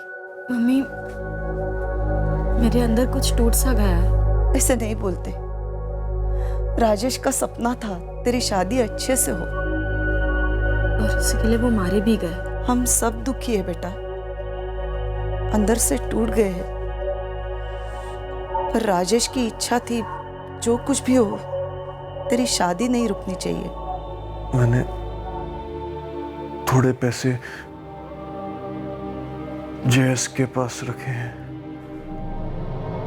उसने वादा किया है कि वो 1 हफ्ते में लौटा देगा। जो भी हो पप्पा, प्रीति की शादी नहीं रुकनी चाहिए। काका ये 75,000 राजेश ने मुझे 60 दिए थे 15 ब्याज के। काका मैं इस समय बोलने का मतलब तो नहीं है, लेकिन बोलना चाहता हूँ मैं। ये राजेश को शरद भाई से पंगा नहीं लेना चाहिए था। उसे पैसों की ज़रूरत थी तो मुझे बोलता, मैं लौटा देता ये वाले।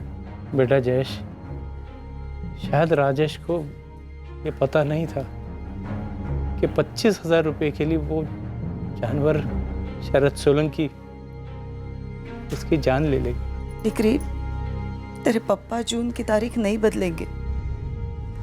राजेश ने तय की थी, शादी उसी दिन होगी।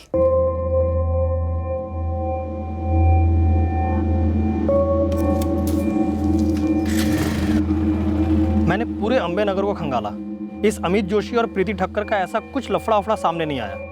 इस प्रीति की तो अरेंज मैरिज हो रही है किसी गिरीश व्यास के साथ। तो फिर इतने संगीन मामले में अमित की तरफदारी क्यों कर रही होगी? बचपन से देखा होगा, कोई लफड़ा उफड़ा नहीं है, बस एक समझ होगी कि ये बंदा नहीं करेगा। और ऊपर से पूरा मोहल्ला कह रहा है कि हमले वाली रात अमित घर पर ही था। शरद सोलंकी पे कुछ ऐसा कुछ भी हाथ नहीं लगा मैडम, लेकिन हर एक आदमी यही बात कह रहा है कि 1 नंबर का चंट और चालाक आदमी है। और मुझे भी लगता है कि पूरी साजिश इसी ने रची है। ये खुद राजेश भी यही कह गया। बाकी सबके भी स्टेटमेंट ले लो और चार्जशीट फाइल करो। हमने कोर्ट में चार्जशीट फाइल कर दी और अब इस केस में ट्रायल के लिए वेट कर रहे थे। सर 4 महीने हो चुके हैं मेरे क्लाइंट शरद सोलंकी को न्यायिक हिरासत में। उनकी जमानत की अर्जी बार बार नकारी जा रही है और हमें यहाँ एक बहुत बड़ा झटका मिलने वाला था। पुलिस ने इस केस में बारीकी से इन्वेस्टिगेशन की ही नहीं है, बस इसे ओपन और शट केस करार देकर मेरे क्लाइंट पर एक के बाद एक झूठे इल्जाम थोपे हैं और चार्जशीट फाइल की है। विक्टिम का डाइंग डिक्लेरेशन है हमारे पास, राइटिंग में भी और वीडियो में भी। कातिल को आइडेंटिफाई भी किया गया है और उसका नाम भी लिया गया है। योर ऑनर, विक्टिम और आई विटनेस इन दोनों ने हमलावर को रात के अंधेरे में देखा था, और वो भी चेहरा ढका हुआ हमलावर। अब अगर इस कोर्ट में मैं शरद सोलंकी के चेहरे पर एक पीला कपड़ा बांधकर उन्हें यहाँ लेकर आता हूं तो यहाँ बैठे सभी लोग कंफ्यूज हो जाएंगे। सर गवाह बिल्कुल भी कंफ्यूज नहीं हुआ था, बल्कि इस केस में एक और सस्पेक्ट था, अमित जोशी, जिसका मुंह ढककर गवाह के सामने पेश किया गया, लेकिन गवाह ने उसे आइडेंटिफाई नहीं किया, बल्कि सिर्फ और सिर्फ शरद सोलंकी को ही आइडेंटिफाई किया। मेरे क्लाइंट शरद सोलंकी 3 मार्च 2017 के दिन और रात को वापी में ही थे, वडोदरा में थे ही नहीं। सर ये रहे उनके फोन रिकॉर्ड्स और ये उनके पार्टनर हरीश वाघेला और उनके फाइनेंसर बच्चू भाई शाह के statements. Your honour, cellphone Vapi में भी रखा जा सकता है। पार्टनर और फाइनेंसर के बयान झूठे भी हो सकते हैं। क्या पुलिस ने सूरत हाईवे के पास जो ढाबा है वहां पर वेरीफाई किया? नहीं किया। जबकि मेरी क्लाइंट की वाइफ श्रेया ने 4 तारीख को रात को 12:15 बजे मेरे क्लाइंट को कॉल किया था, जब वो वापी से लौट रहे थे और सूरत हाईवे के पास किसी ढाबे पर डिनर ले रहे थे। अब इस बात का जिक्र पुलिस की चार्जशीट में कहीं पर है ही नहीं। और सर एक और बात, उस मोटरसाइकिल का क्या हुआ जो कातिल ने कत्ल के वक्त इस्तेमाल की थी? क्योंकि मेरे क्लाइंट को तो मोटरसाइकिल चलानी आती ही नहीं है, उनके पास 2 व्हीलर का लाइसेंस तक नहीं है। Approach sir.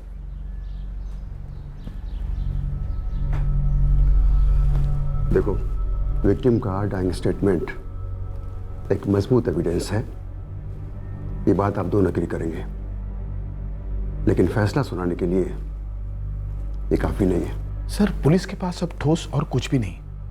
ये जो इन्वेस्टिगेशन है वो भी बहुत कच्ची रही है सर। इस चार्जशीट के बेसिस पर इस केस को ट्रायल पे ले जाना और एक्यूज्ड को बेल ना देना, ये बात बनती नहीं है सर। इन्वेस्टिगेटिंग ऑफिसर को कल कोर्ट में पेश करो। आज के जमाने में फोन रिकॉर्ड्स को सबसे ठोस सबूत माना जाता है, यह साबित करने के लिए कि कोई व्यक्ति किसी लोकेशन पर मौजूद था या नहीं। आपने एक्यूज्ड की फोन लोकेशंस और एक्यूज्ड और उसकी पत्नी के बीच हुई बातचीत को फोन रिकॉर्ड्स के थ्रू वेरीफाई नहीं किया। क्यों? क्योंकि सर हमें मजबूत अंदेशा हो रहा था कि एक्यूज का वापी में होना, सूरत हाईवे पर होना, ये एक साजिश थी, प्लान था। फिर भी तहकीकात की कड़ियां जोड़ने के लिए आपको अपने हर अंदेशे को सबूत के साथ पेश करना था। सर, विक्टिम ने मरने से पहले एक्यूज का नाम और कत्ल का मकसद दोनों साफ साफ बता दिया था। वो सब हम जानते हैं इंस्पेक्टर, लेकिन पीड़ित के बयान के अलावा इस केस से जुड़े हुए हर पहलू को वेरीफाई किया जाता है कि नहीं, ये पुलिस का रेगुलर प्रोसीजर है या नहीं है? है सर। ये कोर्ट इस केस को फिर से इन्वेस्टिगेट करने का ऑर्डर देती है। 3 हफ्ते के बाद हम इस केस को फिर से सुनेंगे। तब तक एक्यूज्ड, मैं संदिग्ध कहना चाहूंगा, संदिग्ध मौकाए वारदात पर मौजूद था, इस बात का ठोस सबूत आप पेश करेंगे इंस्पेक्टर। तब तक के लिए अदालत शरद सोलंकी को जमानत देती है।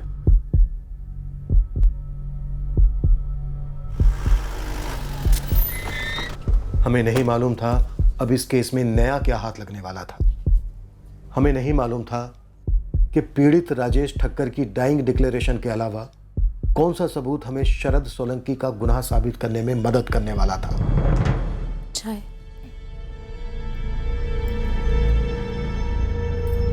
अविनाश भाई कह रहे हैं कि चिंता मत करो, लेकिन कैसे चिंता ना करो बताइए आप। चिंता मत कर श्रेया, कुछ नहीं होगा। सीधी सी बात है, मैंने कुछ किया ही नहीं, मुझे फंसाया जा रहा है। सर, मैंने अपने पहले ही बयान में आपको बताया, सूरत हाईवे पर है जय माता दी ढाबा। आप मुझसे दोबारा क्यों पूछ रहे हैं? ये जानने के लिए कि आपको कहीं ढाबे का नया नाम तो नहीं सूझ रहा है। मैंने आपको जो भी बताया उसमें झूठ का एक कतरा भी शामिल नहीं है। मेरी शरद के साथ सिर्फ और सिर्फ धंधे में भागीदारी थी, उसकी निजी जिंदगी के बारे में मैं कुछ नहीं जानता हूँ। शरद रात को 12:45 पर सूरत हाईवे पर हरीश वाघेला के साथ जहां तुमने डिनर किया था, उस ढाबे का नाम क्या था? जय माता दी ढाबा। हम जब भी वापस से लौटते थे हमेशा वहीं खाना खाते थे। तो हमेशा रात को 12:15 पर ही डिनर करते होगे? आपने दिल से ठान ली है कि मुझे गुनहगार साबित करना ही है, लेकिन उससे पहले आप एक बार जय माता दी ढाबा जाइए, उससे लगकर जो गराज है वहां भी इंक्वायरी कीजिए। हरीश भाई की गाड़ी का पंक्चर हमने वहीं बनवाया था। सर, शरद सोलंकी के फोन की लोकेशन 3 मार्च की रात 12:15 बजे सूरत हाईवे पर ही है। अगर ये सब कुछ प्लान्ड है तो फोन लोकेशन तो वो होना ही था। श्रेया सोलंकी के फोन की लोकेशन घर पर ही है, यहीं वडोदरा में। जी सर। फोन की लोकेशन X है तो जरूरी नहीं है कि फोन का मालिक भी वहीं हो। फिर भी हमें सूरत के हाईवे के पास वाले जय माता दी ढाबा जाना ही है, सबूत इकट्ठा करने की। शरद और हरीश वाकई में वहां खाना खा रहे थे, हरीश की गाड़ी में वाकई में पंचर हुआ था। अब की बार कोर्ट में डाउट की कोई गुंजाइश नहीं होनी चाहिए।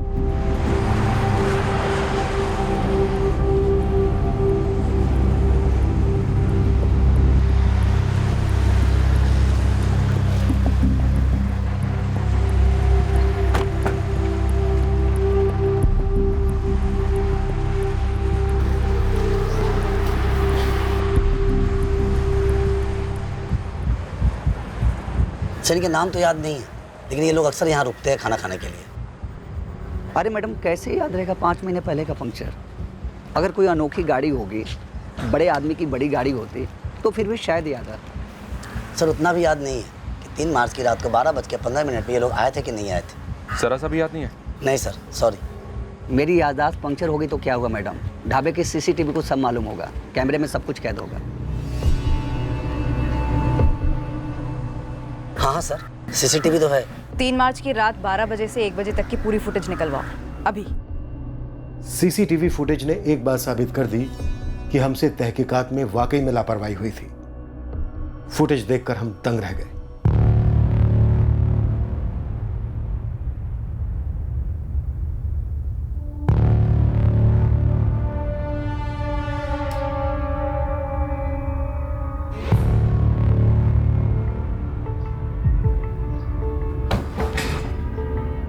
सर, वडोदरा से सूरत हाईवे के पास वाले ढाबा तकरीबन 140 किलोमीटर दूर है।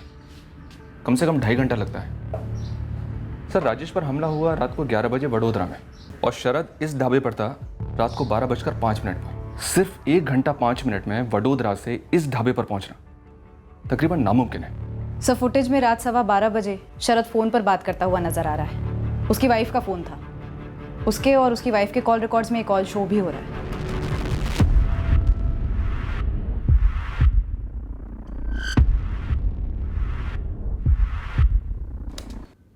तो फिर मरते मरते राजेश ठक्कर ने शरद सोलंकी का नाम क्यों लिया? झूठ बोला उसने शरद को फंसाने के लिए। लगता तो ऐसा ही है सर। मेरे साथ इतना बदसलूक किया, मेरा चेहरा ढका, बकवास की, धमकियां दी, इतने दिन में जेल में सड़ा। इसकी क्या भरपाई होगी सर?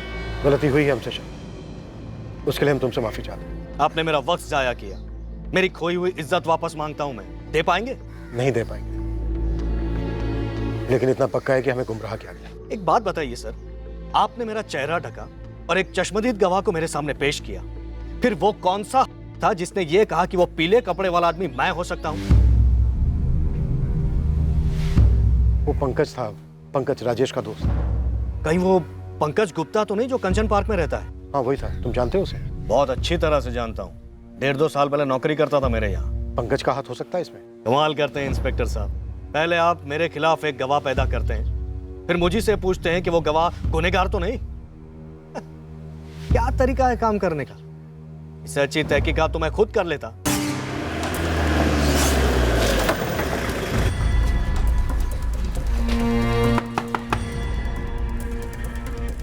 पंकज गुप्ता को बुलाओ। वो कौन है? और तू कौन है? सर, मेरा नाम नितिन कुमार है और मैं यहाँ 3 महीने से किराए पे रह रहा हूँ। अपने मकान मालिक का फोन नंबर दे, जल्दी। તમે જો ફોન નંબરનો સંપર્ક સાધવા માંગો છો તે મોબાઈલ સ્વિચ ઓફ છે। सर, पंकज गुप्ता का फोन स्विच ऑफ आ रहा है। तुरंत फोन रिकॉर्ड लिखो।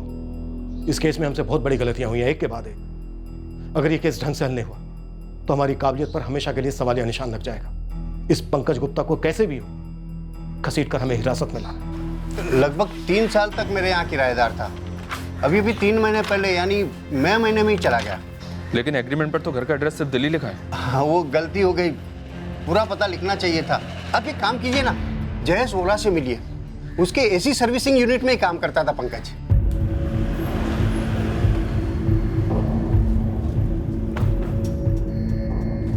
जयेश्वरा तुम ही हो? हाँ जी साहब। क्या हुआ साहब? ये पंकज गुप्ता ने नौकरी छोड़ दी क्या?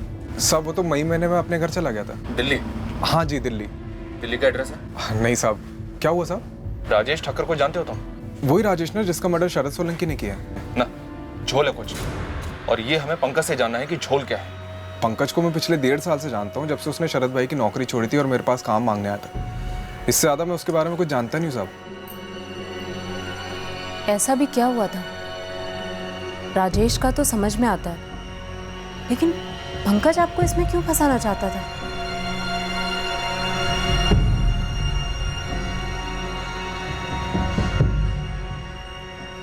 पंकज, जा चाय बोल क्या।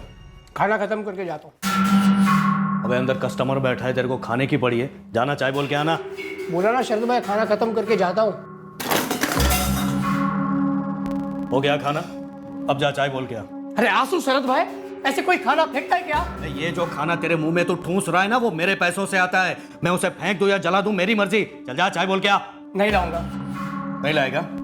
तेरा बाप तो नौकर जो हो, काम करता हूँ मैं यहाँ पे, नौकर नहीं उतरा। अबे निकलना यहाँ से, उठा तेरा टिफिन और भाग यहाँ से। अरे नहीं करना काम तेरे पास, चल साले। हाँ तो मत करना, उठा ये तेरा टिफिन, आज के बाद नजर नहीं आना मुझे। उस झगड़े के गुस्से में पंकज ने इतनी बड़ी साजिश रची। लोग गुस्से में क्या नहीं कर जाते, लेकिन राजेश को क्या फायदा हुआ अपने आप पर अटैक करवा के? वो भी ऐसा जिसमें उसकी जान चली गई। मतलब क्या वो पंकज की बातों में ऐसे ही आ गया?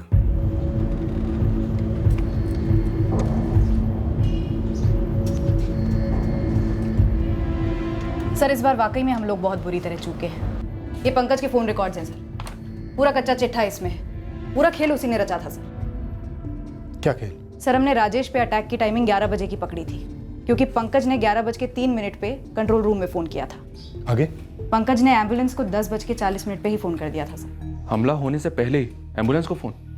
ऐसा कौन करता है सर?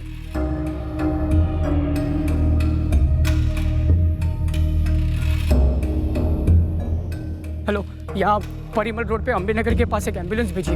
एक आदमी पर चाकू से हमला हुआ है, बहुत खून बह रहा है, जल्दी भेजिए। तो पीले गमछे वाला बाइक पर आया हुआ हमलावर मनगढ़ंत हो सकता है। लेकिन सर राजेश इस प्लानिंग में शामिल क्यों होगा? वो खुद के कत्ल का झूठ क्यों बोलेगा? शायद राजेश और पंकज के बीच में कोई साठगांठ हो इस शरद सोलंकी को फंसाने के लिए। मतलब सिर्फ शरद को फंसाने के लिए राजेश ने खुद पर ऐसा हमला करवाया? राजेश ने झूठा बयान दिया? जी, शरद सोलंकी उस रात उस वक्त वडोदरा में था ही नहीं। पर क्यों? प्रीति, कविता जी, राजेश ने अपनी जान गंवाई, झूठा बयान दिया। क्या पंकज के साथ उसकी कोई साठगांठ थी? कैसी साठगांठ? मैडम मेरे भाई की जान गई है। ये तो पंकज गुप्ता ही बता सकता है, लेकिन राजेश के मरने के बाद से वो फरार है। हमें पता चला है कि वो दिल्ली का रहने वाला है। क्या आप लोग जानते हैं कि वो दिल्ली में कहाँ रहता है?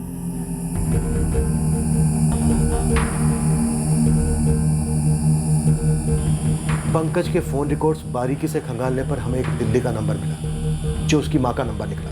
हमने एड्रेस निकाला और दिल्ली पहुंचे, पर केस अभी क्लोज होने से काफी दूर था।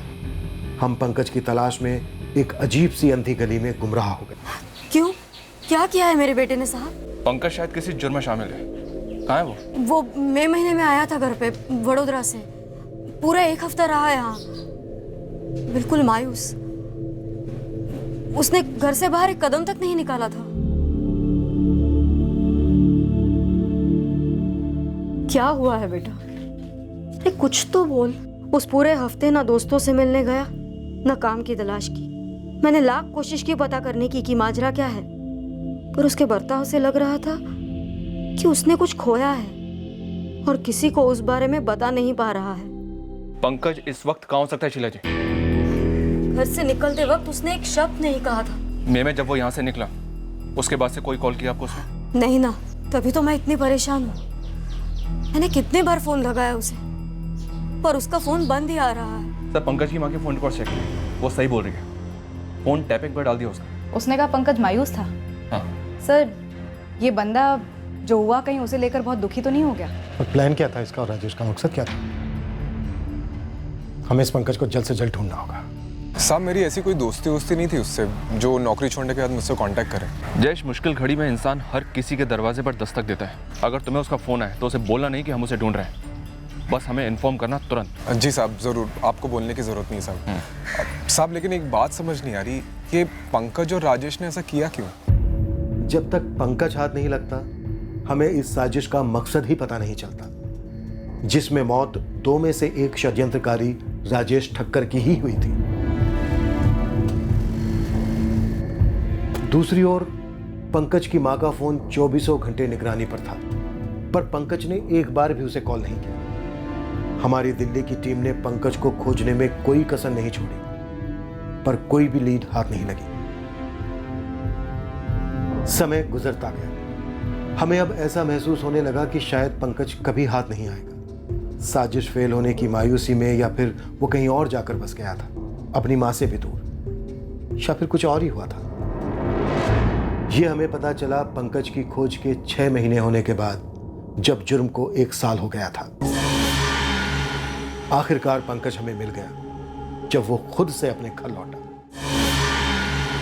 आखिरकार पंकज हमें मिल गया जब वो खुद से अपने घर लौटा।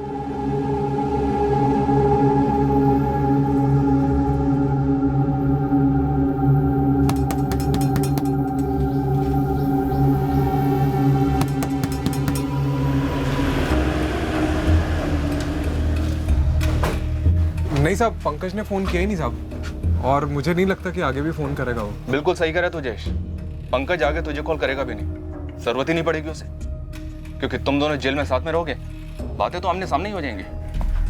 साहब मैं कुछ समझा नहीं साहब।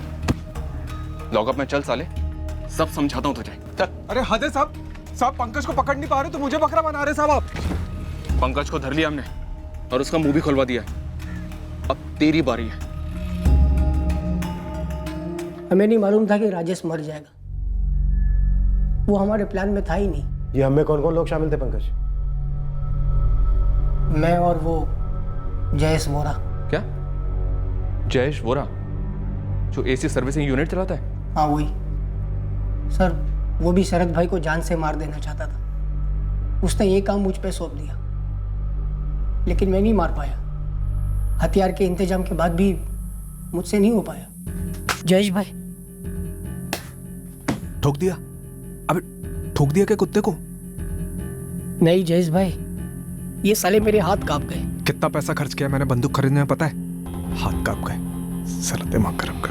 और तुझे भी पैसा दिया ना मैंने, निकाल एक एक पैसा निकाल। सो पैसा पैसा करो जो जयेश भाई, भेज दिए दिल्ली अपनी माँ को मैंने। वो सब कुछ रेडी होने पर भी तू नहीं कर पाया ना? नहीं मार पाया।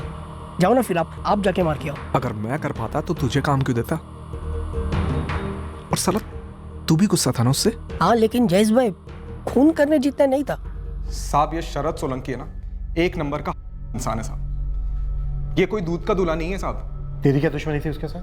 साहब मुझे एक बड़ा कॉन्ट्रैक्ट मिल रहा था जिसके लिए पैसों की जरूरत थी, तो मैंने अपने गहने उसके पास गिरवी रख दिए साहब, जिसकी कीमत 8 लाख थी और उसने मुझे 5 लाख दिए साहब। 2 महीने क्या लेट हो गए उसके पैसे लौटाने में। मेरे गहने बेचने निकला था, 8 लाख के गहने साहब। जैसे तैसे हाथ पैर मार के मैंने उसके पैसे लौटा भी दिए, तब भी मेरे गहने वापस नहीं कर रहा था।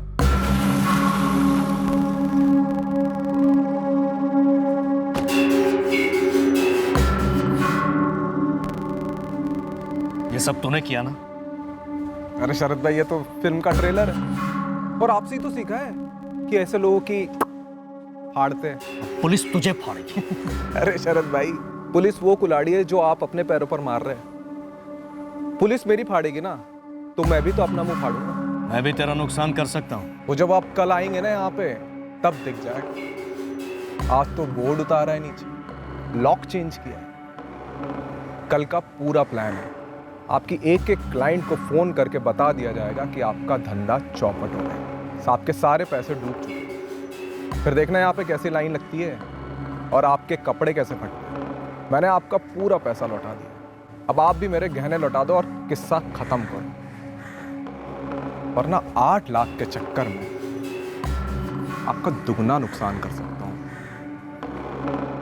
साहब। मैंने फिल्मों वाले गुंडों के जैसे उसको धमकाया, तब जाके उसने मेरे गहने वापस किए साहब। ये एक नंबर का लीचड़ हरामखोर आदमी है साहब। तो इस सब में राजेश को बलि का बकरा क्यों बनाया? बलि का बकरा बनाने का कोई प्लान ही नहीं था साहब, सब गड़बड़ हो गया बुरी तरह। राजेश को भी शरद भाई से रंजिश थी, जयेश भी बदला चाहता था और मैं भी उसे तड़पते देखना चाहता था। इसलिए मैंने राजेश को अंदर खींचा और हम लोगों ने प्लान बनाया जिससे शरद भाई को जेल होती। सर हमारा मकसद सिर्फ इतना ही था कि ये कुत्ता जेल जाए और सड़े वहां बस। देख राजेश, तू डर मत, बिल्कुल मत डर। जरा सा घाव होगा बस, है ना? और उसके बाद हम सारा जिम्मा शरद सोलंकी पे डाल देंगे।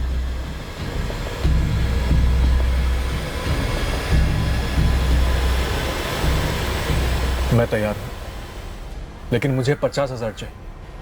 प्रीति की शादी के लिए जितना इकट्ठा हो सका मैंने किया, बस 50,000 और हो जाए तब मम्मी पापा दोनों चैन से जिएंगे। लेकिन साला ये शरद पहले से मेरे 25,000 खा बैठा है। हाँ तो तभी तो बोल रहे हैं, हम तीनों मिलकर उसको सबक सिखाएंगे ना। और देख 50,000 मैं तुझे दूंगा, ठीक है? बस एक बार ये शरद सोलंकी को हथकड़ी लग जाए बस। टहलने जा रहा हूं, आधे घंटे में लौटूंगा। पूरी प्लानिंग 3 मार्च की रात के लिए की गई। राजेश रोज की तरह खाना खाने के बाद टहलने निकला, पर इस बार साजिश के तहत वो पान की दुकान के सामने से गुजरा जब पंकज भी वहीं था, ताकि बिरजू गवाह बन सके और पुलिस को एक रोजमर्रा की रात की कहानी बताए, जो दरअसल एक क्रिमिनल षड्यंत्र था शरद सोलंकी को फंसाने का। हाँ पंकज शुरू हो जा, चल निकालना छुरा। देख पंकज, संभल गया, ऊपर ऊपर से, बिल्कुल हल्के से। हाँ हाँ हाँ। अब रुक मत ना, छुरा चला, एम्बुलेंस आने के पहले खत्म करना चाहिए। परफेक्ट, सही किया। अभी जैसा प्लान किया ना वैसा वैसा करेंगे, ठीक है? राजेश मर जाएगा कभी ये सोचा ही नहीं था सर। हाँ साहब, और ये भी नहीं सोचा था कि उसी रात शरद वडोदरा में नहीं होगा। पता होता तो किसी और दिन प्लान करते। शायद करते साहब, लेकिन एक बात बोलूं, मैंने अपना वादा निभाया। ये राजेश के घर वालों को मैंने 50,000 रुपए दिए। दरअसल उससे ज्यादा ही दिए साहब, 75,000 दिए। दिल क्या पाप, झाड़ दिया पल्ला। इतना भद्दा और बेवकूफी भरा प्लान बनाया और इतना खतरनाक भी।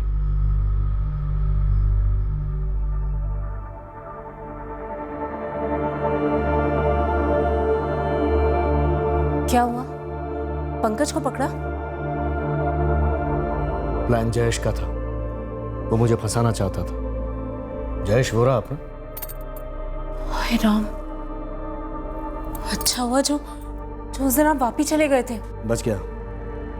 इससे पहले उन्होंने मुझे मार डालने का प्लान भी बनाया था, हथियार भी खरीदा था उन्होंने। राजेश का परिवार उसकी इस साजिश में भागीदारी को कबूल ही नहीं कर पाया।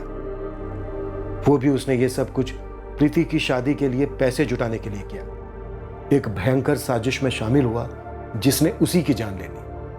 और लंबे अरसे तक हम भी इस केस में गुमराह होते रहे, क्योंकि हमारी इन्वेस्टिगेशन में वाकई में कुछ गंभीर खामियां रही थी। अगले हफ्ते फिर मिलेंगे एक नए केस के साथ क्राइम पेट्रोल सतर्क में। जय हिंद। क्राइम पेट्रोल के और भी दिलचस्प कहानी देखने के लिए हमारे चैनल को सब्सक्राइब करें और बेल आइकॉन दबाना न भूलें।